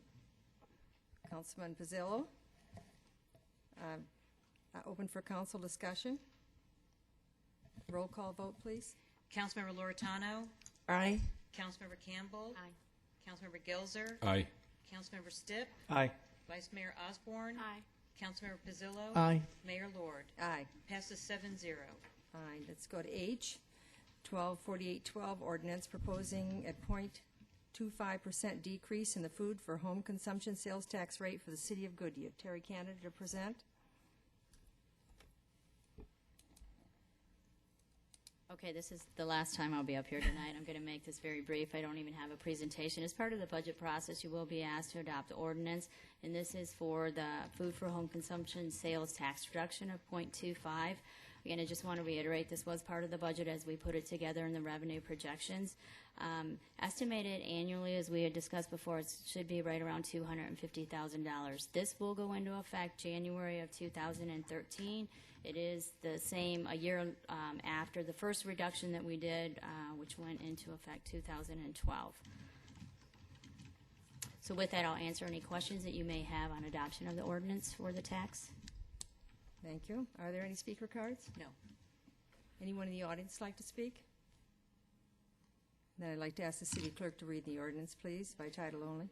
Adopt Ordinance 12-1261 relating to the privilege license tax, amending the city tax code by decreasing the food for home consumption rate of taxation from 2.25% to 2%, providing for severability and designating an effective date. Could I have a motion, please, and a second? So moved. Second. And a motion by Vice Mayor Osborne and a second by Councilman Stipp. Open for council discussion. No discussion? Then ask the city clerk to take a roll call vote, please. Councilmember Campbell. Aye. Councilmember Gilzer. Aye. Councilmember Stipp. Aye. Vice Mayor Osborne. Aye. Councilmember Pizzillo. Aye. Councilmember Loretano. Aye. Mayor Lord. Aye. Passes 7-0. Thank you. Let's go to I. That's 124855, resolution authorizing the purchase of the Bonita Business Park development located at the southeast corner of Van Buren Street and 145th Avenue, and lease of 14,741 square feet of Building A to Franklin Pierce University. Mike Svets to present. Mike? Good evening, Mayor and Council. Just a quick representation of the information that was discussed last week in depth at the work session. Just very quickly, again, this is related to the Bonita Business Park purchase.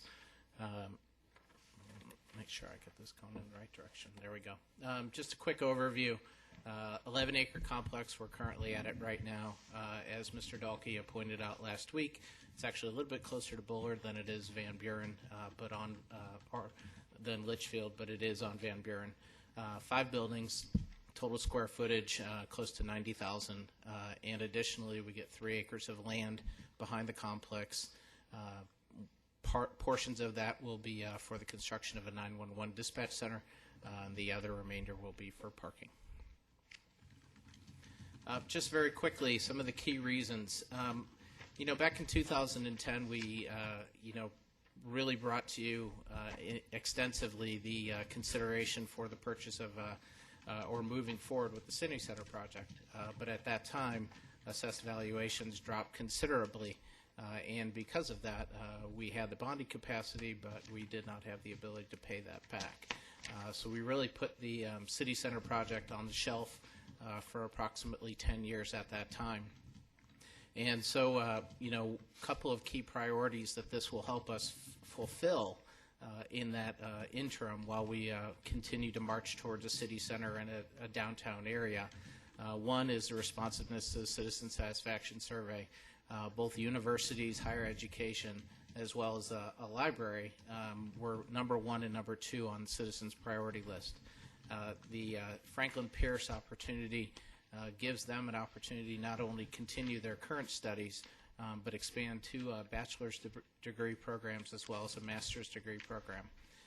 The library, as was discussed last week, and had Cindy Kolazinski from the Maricopa County Library District here to answer any questions. It will triple the size of the current library and look to incorporate such things as workforce development as part of it per your request.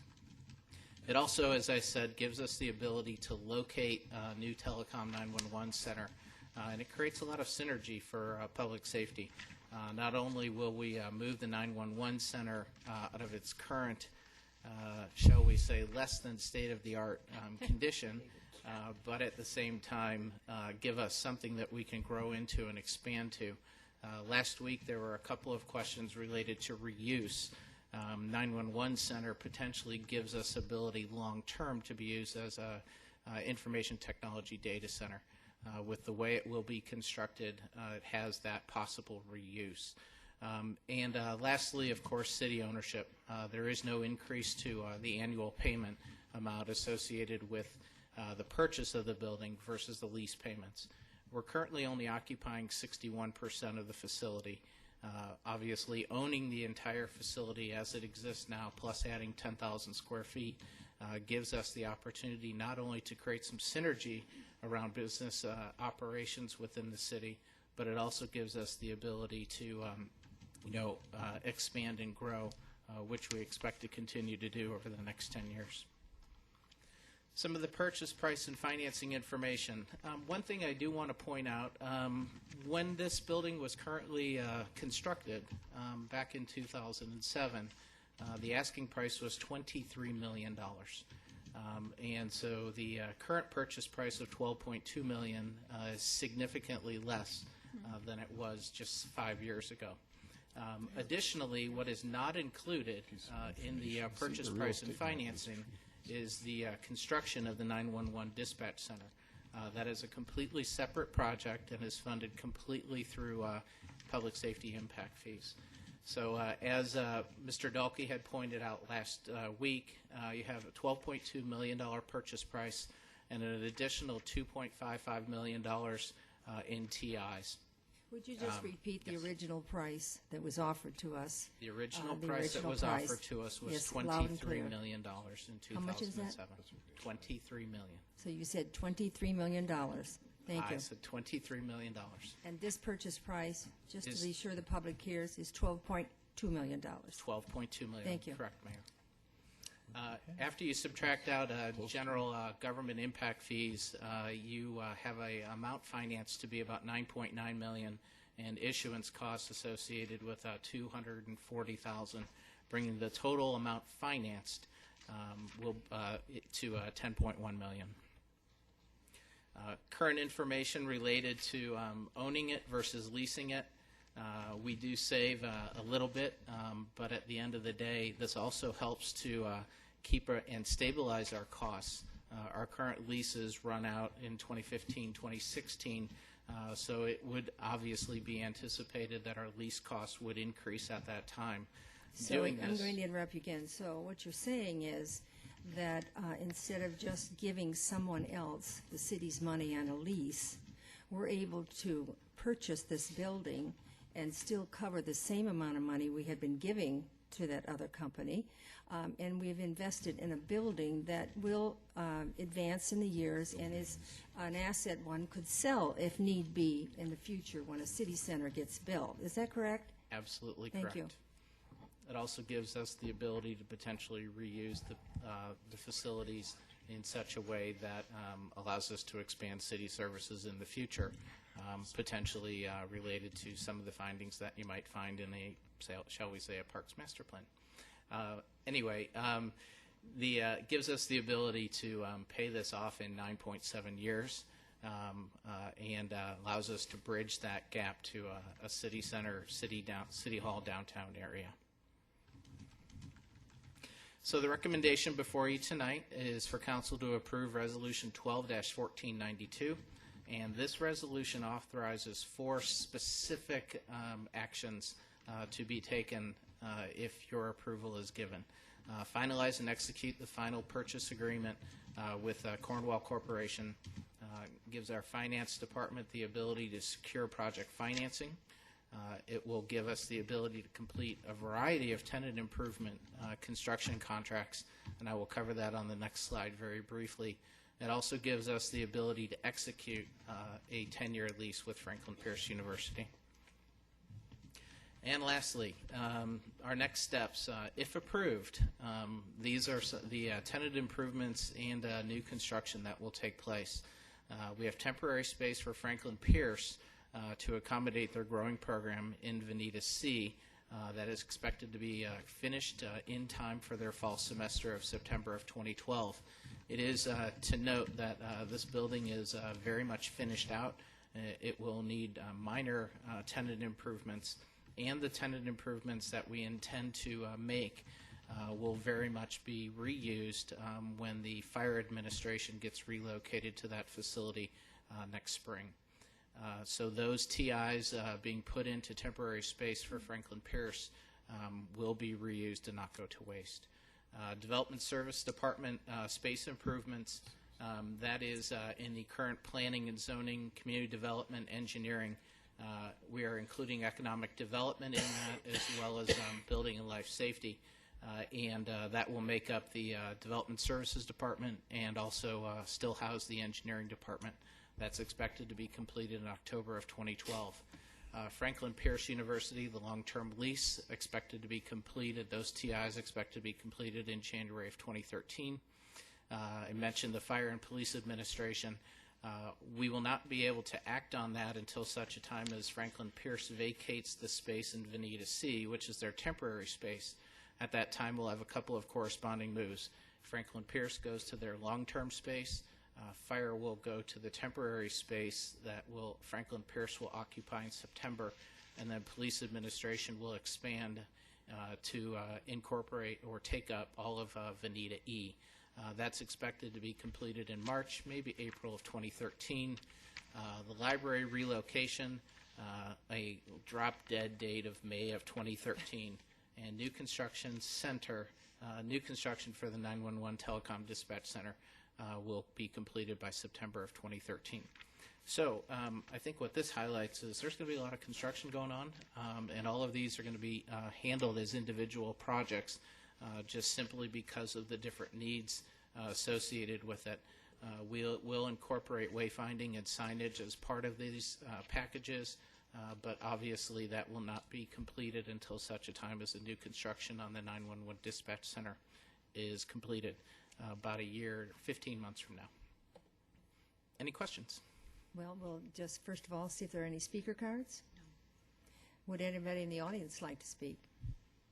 I'd like to ask the city clerk to read the resolution 12-1492 by title only. God, this is going to take Adopt Resolution 12-1492, approving the purchase of the Veneta Business Park from Veneta Development 05 LLC for $12,200,000, authorizing the city manager to execute a letter of intent for the purchase of Veneta and to execute a purchase agreement for Veneta when finalized, authorizing the city manager to execute a 10-year lease agreement and associated documents for the lease of suites 102 and 104 within Building A to Franklin Pierce University, authorizing the city manager to execute construction contracts necessary for the completion of tenant improvements related to the Franklin Pierce lease, authorizing the payment of real estate commissions associated with the lease of Building A to Franklin Pierce University, authorizing the city manager to secure temporary facilities for Franklin Pierce University while tenant improvements are constructed,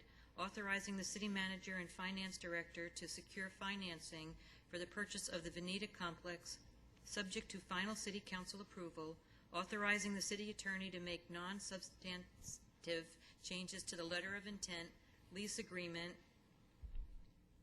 and construction contracts consistent with this resolution, authorizing and directing the city manager or his designee to take all actions and execute all documents necessary to carry out the intent of the resolution and the purchase of Veneta, and providing for an effective date.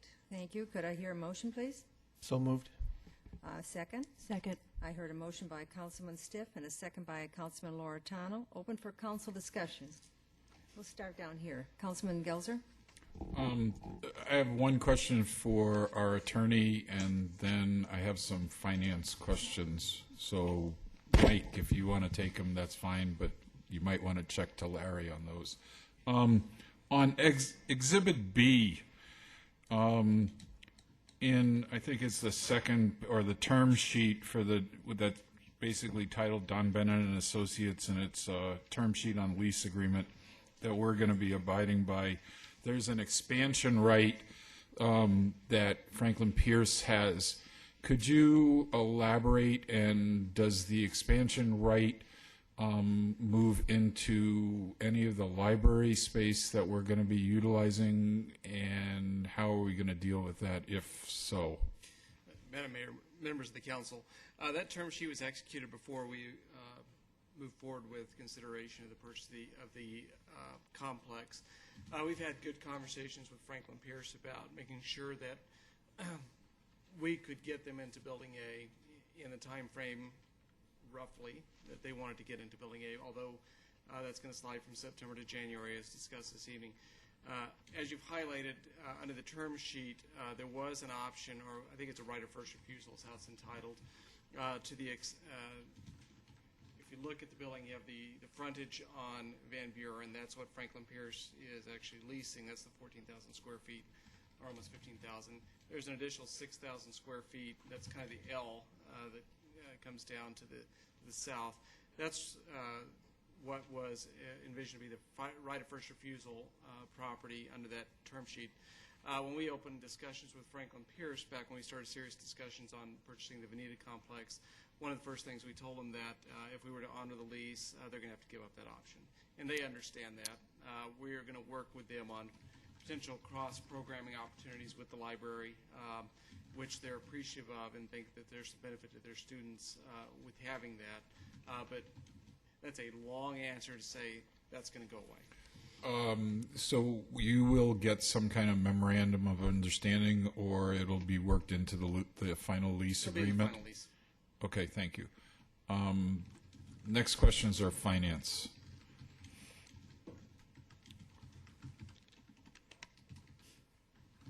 Larry, at the beginning of tonight's meeting, we were soundly chastised for incorrect financial analysis. And so the first question I have is, when we do finance the $10.1 million, what is the approximate interest rate that you envision this purchase to be at? And is that a competitive rate or not a competitive rate?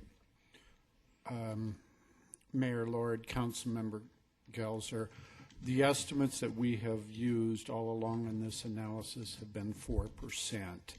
We have actually marketed this with 6 different banks,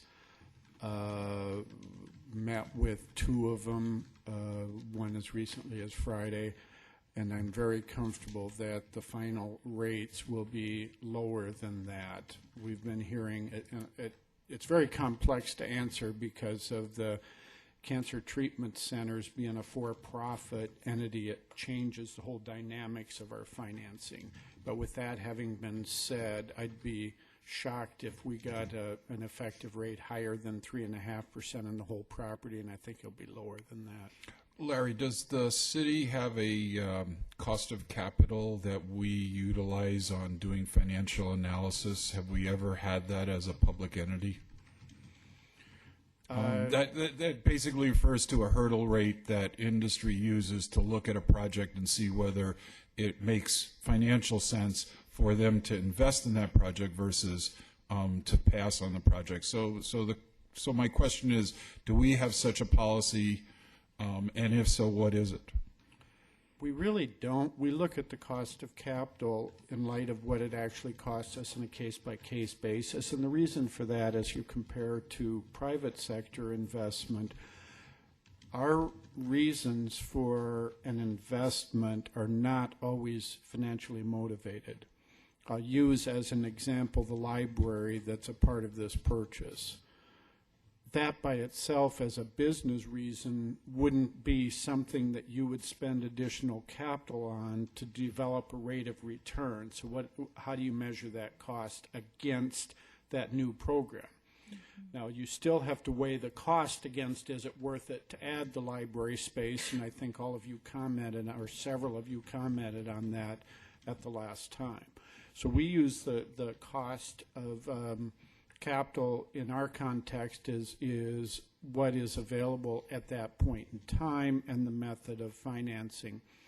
This particular transaction also has a number of other cash sources that we're able to use, the library impact fees as an example, that facilitate and keep that financing cost down. Larry, there are several impact fees that we're going to be utilizing that if we don't use them, we may lose this money that's already in the bank over the next 8 years as a result of legislative authority from the state. Is that correct? That is correct. One of them that's being used for some of the people that are in the engineering side of the equation is a public works impact fee. A little of that money is being used. That fee we are not actually charging anymore as a result of Senate Bill 1525 from the 2011 legislative session. We also have a general government impact fee that we levied through 2011 that we no longer charge. And both of those fees would go away if we did not spend those by 2020. I may come back with some more, but I'll let my other fellows. Thank you. Councilman Loretano? Yes, first of all, I want to say thank you for the city staff for putting this together and for going through this, and they have given us lots of information, and we've talked about this quite a bit, and I do appreciate this. I think when we look at it, it is if we look at it as a business decision, it's a very sound business decision. We're buying property at basically the low end of the market It looks like from what we heard today, it's going to be half the price of what it was originally when this structure was built. So I would expect it to appreciate accordingly. Lease rates will only go up, and as we talked about at some of the work sessions, when our lease expires in 5 years, there really isn't a place for us to go, and we would really be put in a bit of a lurch when this expired, because we wouldn't be having the city center built. We wouldn't have the funds necessary to build the city center, and we would not necessarily, we'd kind of be held hostage at the buildings we're at to pay a much higher lease rate. So I think when we look at it as a sound business decision, what we're getting out of it, the fact we will own property at the end, I do support this. I did have a question, and I want to be clear that the triple N charges, since it's taking the place of the landlord, we will also have the ability, we will collect those, and our non-city tenants will also be deferring some of the maintenance and parking. Is that correct? The triple N?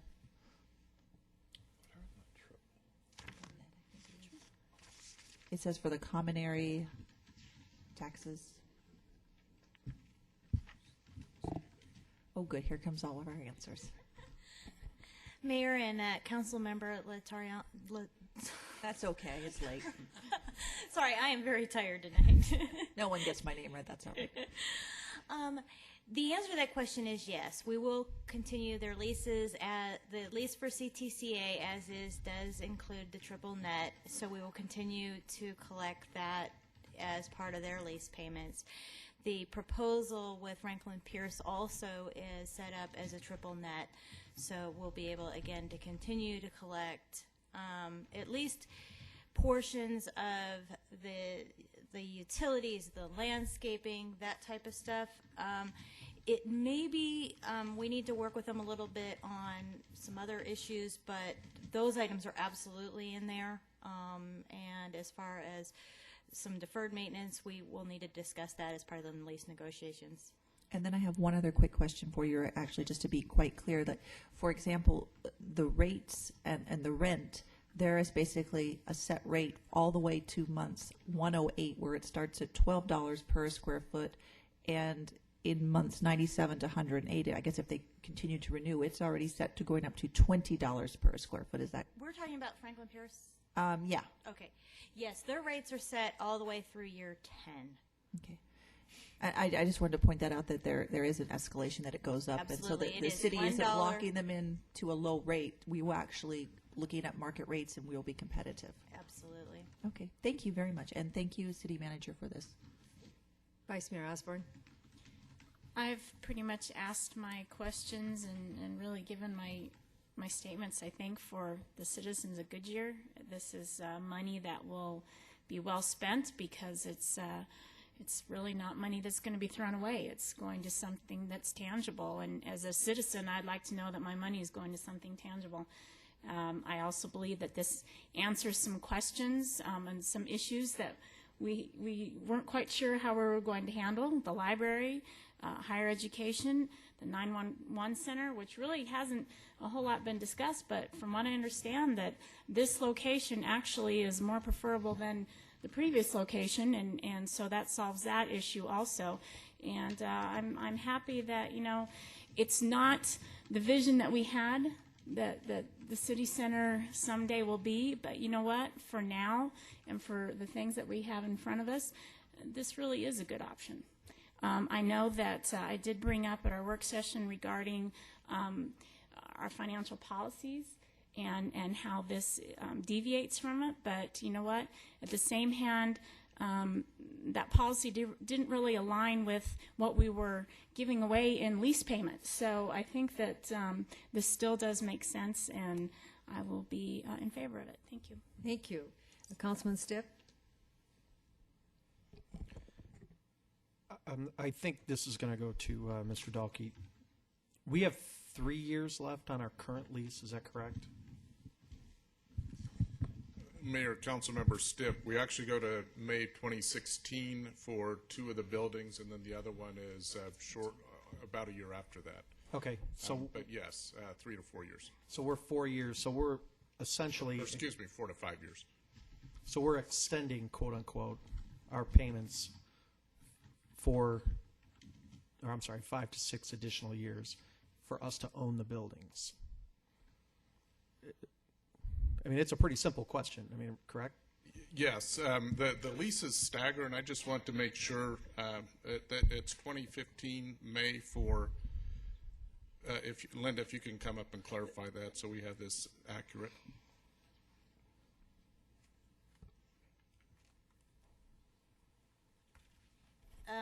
I believe it's 2014, or no, 2015, 2016, and then we do have an option for 1 year on that we have the rent set for 2 of the buildings, and then we have an option for 2 years on this building because we knew we were going to be in here longer. Right. So when we did this several years ago, we kind of expected that this wasn't going to be a short-term scenario. So the purchase of this building makes a whole lot of sense. We knew that this building here was not going to be short-term. The other 2 we weren't so clear on at that time. Okay. And what I'm kind of driving with some of this is the criticism that we received earlier was that the information wasn't clear. I think it was the bookkeeping. It was And it is always been very clear, at least to me, and I'm fairly certain through the executive session discussions we've had, how this whole project was going to be done. The assertion that we haven't been given the information is, somewhat disturbing. But I think everybody knew that ahead of time. We all understand the benefits of it, and I know I appreciate all the work that everybody's done to bring the library, to bring the higher education, to give us something that isn't just temporary and provides a more permanent solution. And then particularly for me, to have a location for the 911 center is great. So I appreciate everyone's work, and I know it's been difficult along the way, and I think this is a great thing for our city tonight. Councilman Campbell. Thank you. When this issue first came up, I was a no vote because I wasn't comfortable with the appraisal numbers. One appraisal came in one figure and another came in the other, and the explanation given to me with the discrepancy was that perhaps they did not take the land into consideration, and that would make up the difference between the 9.2 or 9.3 and 12.2 or 12.3. However, I have since talked to folks, and while I would have rather at that time, I probably should have asked that the appraiser that gave the low go back out and look at the land. I would have felt better because I couldn't compare apples and oranges with one with the land and one without. That being said, I still think at this point we need to move forward with this. We're, as everyone else has said, that we're spending our money and we're going to have an investment, and we'll own it, and we can do something with that building should the time come that we want to sell it, or we want to have a youth center, or we want to have a senior center. I don't need I don't need to say anything other than it's okay to change my mind. So I'm now in favor, and I wanted to let you know why I was in opposition to it. And I do thank staff for all the work on this. I think it's the right thing to do, and I'm really excited to say that we'll finally own some buildings, so that's good. So thank you very much, Mr. City Manager. Would you like to address that? Yes, I would. I wanted to double check just to make sure, absolutely sure the information I gave was correct. And the information is that the extended term is to May 31st, 2016. They're the same on both buildings. We did, and I was thinking that as I went back. We adjusted them so they would be exactly the same on both buildings. The only difference was, as I was speaking before, they both go to May 31st, 2016, both the 2 buildings over there and the building here, except the one difference is we got a 1-year extension on those 2 buildings, or option to renew, and a 2-year on this one. I want to make sure I was absolutely clear on that. I'm sorry, I thought they were going to address what you said, so. Yes. Yeah, Mayor and Council Member Campbell, you're absolutely right that land was one of the issues in that lower appraisal. Yeah. The other 2 significant areas, one was it did not factor in the Franklin Pierce lease, and that absolutely added to the value of the building because with this acquisition, it's coming with that lease. The other is market conditions.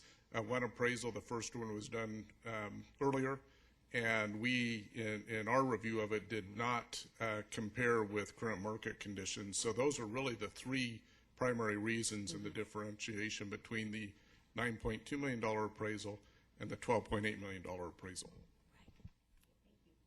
Councilman Pizzillo. You know, I can understand the leasing early because of the city center we thought we would be going into. Then comes the worst recession in my lifetime, and next thing you know, our assessed valuations are dropping and no city center. I see this as a great business decision because it gives us an opportunity from a cash flow standpoint, you know, to be paying out some, because what's going to happen in 16? We got nowhere to go. We're either going to lease it again or buy it, and by then the property values are going to be up, and we'll end up paying more for the building. So buying it now gives us an advantage to take care of the two top Franklin Pierce and also allows us the library. So I see that as a good thing, and as far as the land as well. The one thing I would ask, because I don't have a whole lot to add, because I think everybody else pretty much touched on a lot of the key issues here, is I would like to see if we can negotiate some type of a sharing arrangement with this court for that back room to see if we can use that for maybe like the child's reading day or some of the other programs that they have, in which we can make that 6,600 a little larger, because we'll have a little room, you know, that they can come to use for some of the other programs. And I'd like to see us look at that. I don't want to be greedy. I understand the 6,600 is significantly larger, but I think I'm with Wally and a lot of others here when it comes to library. I would like to try to get that utilization as much as we can. Mr. Dalkey indicated earlier that he stole your notes. I think at this point you have stolen ours. Okay. We absolutely are looking to utilize that space for kids programming. We want to maximize the circulation, computer use, workforce development stations within the library space without kind of walling an area off for kids programming. So we are currently looking at that as an option, and actually have already talked with the library. Given its adjacencies, they're very much in favor of it. Great, I appreciate that. Well, I'm the last to speak. First of all, I want to thank staff for the hard work. You know, this was a real estate transaction. This wasn't a 5-year CIP plan. It takes quick analysis. It's on the market the entire time that we're all trying to, you know, understand the process and making a bid for it. So time is of the essence when you're doing any kind of real estate transaction. And I think staff did a fantastic job, due diligence to get the pricing, to do everything, and to be able to close on it. It would be a shame to lose it, because the expectation of the public was we needed to address this like you would normally address bringing a new building to the city. I thought, and the council thought, the facts were so evident that there was no question. And so tonight you saw that I showed little emotion, the criticism, because it was unjustified. And our city's doing some pretty progressive things, and in the background we get criticized continually by some individuals, and I didn't accept it very well tonight, and I hope I didn't show rudeness to this gentleman, but you know, he was just absolutely not correct on this one. And so I just can't thank you enough, staff, for all the work, and council along with you. You asked all, you behind the scenes, you were asking questions all the time on this. You did not let anything go unturned. And Wally, you can vote any way you want on certain things. I've often told all of you up here, I don't question how you're going to vote. I just wait to see what happens. And you've been just great, and you just some of you have to have more questions answered than other people. So my hat goes off to you. But there is one question that a citizen called me at home and was confused about the 9/11 Center. You know, we spent so much time planning it and talking it to be down by the Public Works area. And so he did have some justified questions on, you know, how come you're moving this? So could you just elaborate a little bit more on that? Yes, Mayor, I'd be glad to. The 911 Center, we were looking at putting that into an area, it's 96 acres of city property owned that is south of MC 85, west of Estrella Parkway, north of the wastewater plant. We are looking at the 911 center, master planning that entire 96 acres to include a freeway going right through the middle of it, which is a future State Route 30. We called it the I-10 reliever for some time. And it bifurcated the property such that we were looking at putting the majority of public safety north of that to include the 911 center. The 911 center would have been at Broadway Road, which is about a quarter mile south of MC 85 on 159th Avenue. It would have been put there as part of a larger master plan, but it would have been there by itself. It would have been segregated because of the requirements for all the public works facilities to be in and around the wastewater plant. It would have been out there by itself for probably 10 years. And looking at capital improvement plan, our ability to fund public safety administration, public safety training, those are things that we did not believe were going to be out there for the next many years. Also, by the 911 center going there, it would have required additional infrastructure. We were estimating about $900,000+ to finish out part of MC 85 at 159th Avenue, to also build out part of 159th Avenue, extend telecommunications and water lines to the 911 center. For many reasons, it absolutely made sense. It got us back within budget by putting it at this location, which will be on the 3 acres south of where we're at tonight, but part of this complex. It will be closer to the police administration. It is fully funded by development fees, so it was a project we were going to undertake anyway. And the design that's been done on it, we can just pick it up and plop it and move it to another location. So for primarily the reasons for it being isolated for many years, for it being more proximate to the public safety right next door, really, to the police administration building, keeping us within budget, for those reasons, it absolutely made sense to have it at this complex. Thank you very much. So I guess we're at the time. If the clerk would please roll call. She did that already. Oh, it's roll call. Councilmember Gilzer? Aye. Councilmember Stipp? Aye. Vice Mayor Osborne? Aye. Councilmember Pizzillo? Aye. Councilmember Loretano? Aye. Councilmember Campbell? Aye. Mayor Lord? Aye. Passes 7-0.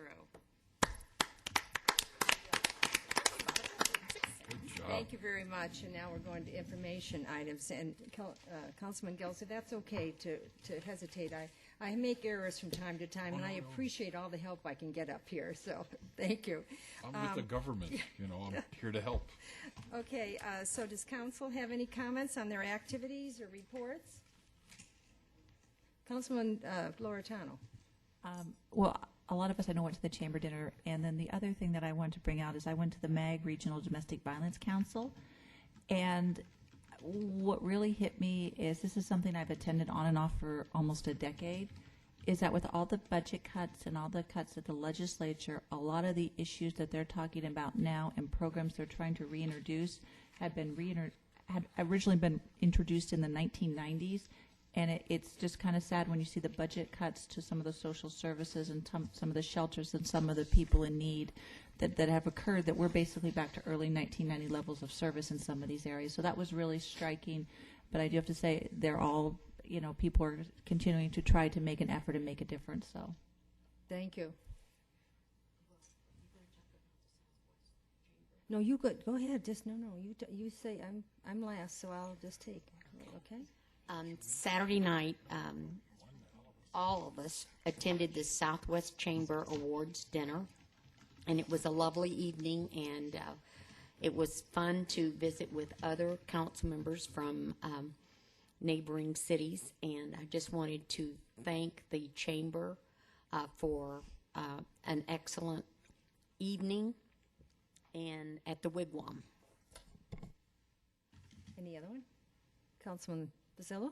Just real quick, we had a presentation that I know staff is exploring. I was with the mayor, and it's some cutting-edge technology which actually turns wastewater product into pellets as something that can be sold for fuel.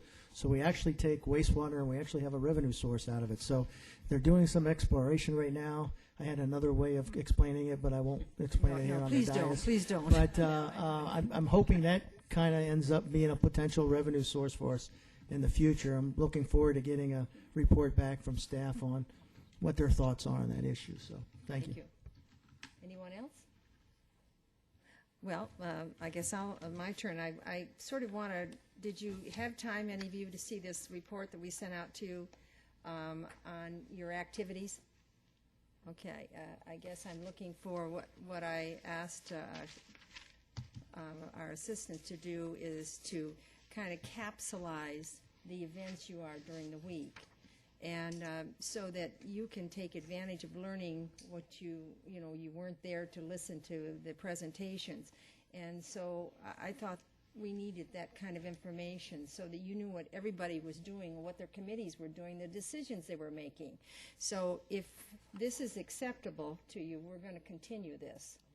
All right? Is that good? And you can also then use these as when you come here, when I ask you if you do have any activities, you'll have this, and it explains the highlights of what you've done, where you've been. Okay? Just a couple things. Of course, Westcor, Westmark, the GPEC. I attended the Sonoran Energy groundbreaking in Phoenix, and it was, it's in here, and it talks about they're the ones that do the panels for stadiums and big construction sites. And so the mayor of Phoenix was very grateful that I attended. They had a representative from from Buckeye attend, and they were just saying that's really a good example of regionalism and supporting each other's activities. So with that, I'm turning it over to our interim city manager, Brian Dawkey. And Brian, again, tonight I kept calling you Brian, just like I just did now, instead of giving you your title. So I'll give it to you this last time, interim city manager. Thank you, members of the council. I just have really two items. The first is question on the health reimbursements. I had a chance to visit with our HR director, and our insurance broker will be checking into that. As soon as we get updates on that, we'll certainly get that back. But wanted to find out if we. Quick. That's not bad. Thanks to Winnette Reed being here, that helped. The other is I didn't have an opportunity to thank council for the budget process. We spent a lot of time together on that, a lot of work sessions, a lot of questions, and very appreciative of of how the process worked in a lot of areas. But I'd also ask if there are areas where you feel like we could enhance it, please let me know. Certainly don't want to let that go unchecked, but thank you for all your hard work in that. That's arguably the largest public policy election that you'll make in any given year is on our budget, so thank you. A couple things. You're going to address Alex DeMaro. Was it DeMaro, the gentleman that asked about the marijuana? Or he indicated that staff had talked to him prior to this and sort of given him that was a very contentious thing for us. I mean, none of us wanted to vote on it. But at the time, the decision was made that we had no other choice. So, Mayor Lord and council, Rorick Massey, our city attorney, and I met with Alex, Mr. Romero last week, and we talked about our approach to it. I don't know if Rorick, if there's anything you want to add to it. Just for the benefit of the public, I think it's good to just real briefly add a couple of points there. Well, we got to be limited since it's not an agenda item, but basically we went through the process that the council followed about a year and a half ago when we addressed this issue, explained the rationale of the council in adopting the ordinance we'd adopted. Mr. Romero just philosophically doesn't agree with this whole industry and indicated he's going to continue to espouse his views, and we encouraged him certainly to attend and address the council at the appropriate time, and I anticipate he'll continue to do so on the subject. So. And in fairness to Mr. Broadbeck, how do you want to address his complaints to us? I think one of the, I guess, foremost I heard was how we presented the financial part on the COAC. I'm sure that's what he saw online. So I want to address this publicly. Do we address this, or how did, it was, yes? I'm Yes? sorry, Mayor. Howard Broadbeck has a finance background. Councilman Pizzillo has a finance background. I've taken graduate level finance courses, and there is still disagreement among professionals on the finance level. I really do not think we need to address this. He has his opinion. He thinks our analysis was wrong.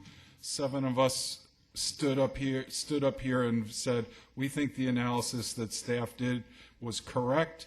We asked the tough questions, and I don't think this needs to go any further. I like that summation. All in agreement on that? Yeah? All right, thank you. Anything else? Are we finished? All right, meeting adjourned.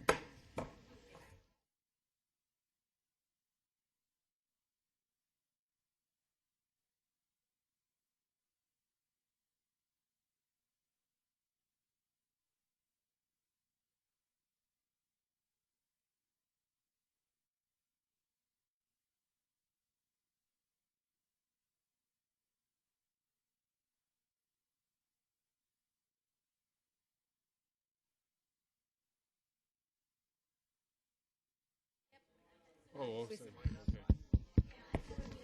off. Is this on? They're not, all right, now they're on. Now Okay, they're so on. we had a motion by Councilman Stipp. No, Campbell. Oh, Councilman Campbell, and a second by Councilman Stipp to go into executive. We're in a special meeting at this time. We'll adjourn to a. No, I'll do a roll call vote. Yes. To go into executive Yes. session for consultation with the city attorney for legal advice and consultation, and to consider its position and instruct its attorneys regarding the public body's position regarding contracts that are the subject of negotiations in regards to a license agreement with Clear Channel Communications for digital marquees on city property. The second item is for discussion with the interim city manager regarding his 3-month goals and objectives. I have a motion from Councilmember Campbell and a second from Councilmember Loretano. Councilmember Stipp? Aye. Vice Mayor Osborne? Aye. Councilmember Pizzillo? Aye. Councilmember Loretano? Aye. Councilmember Campbell? Aye. Councilmember Gelzer? Aye. Mayor Lord? Aye. Passes 7-0. May we have a recess, Mayor? Yes, and for you 10 may, minutes? you have a 10-minute recess, and then we'll meet you in the room. Yes, you can. You got him?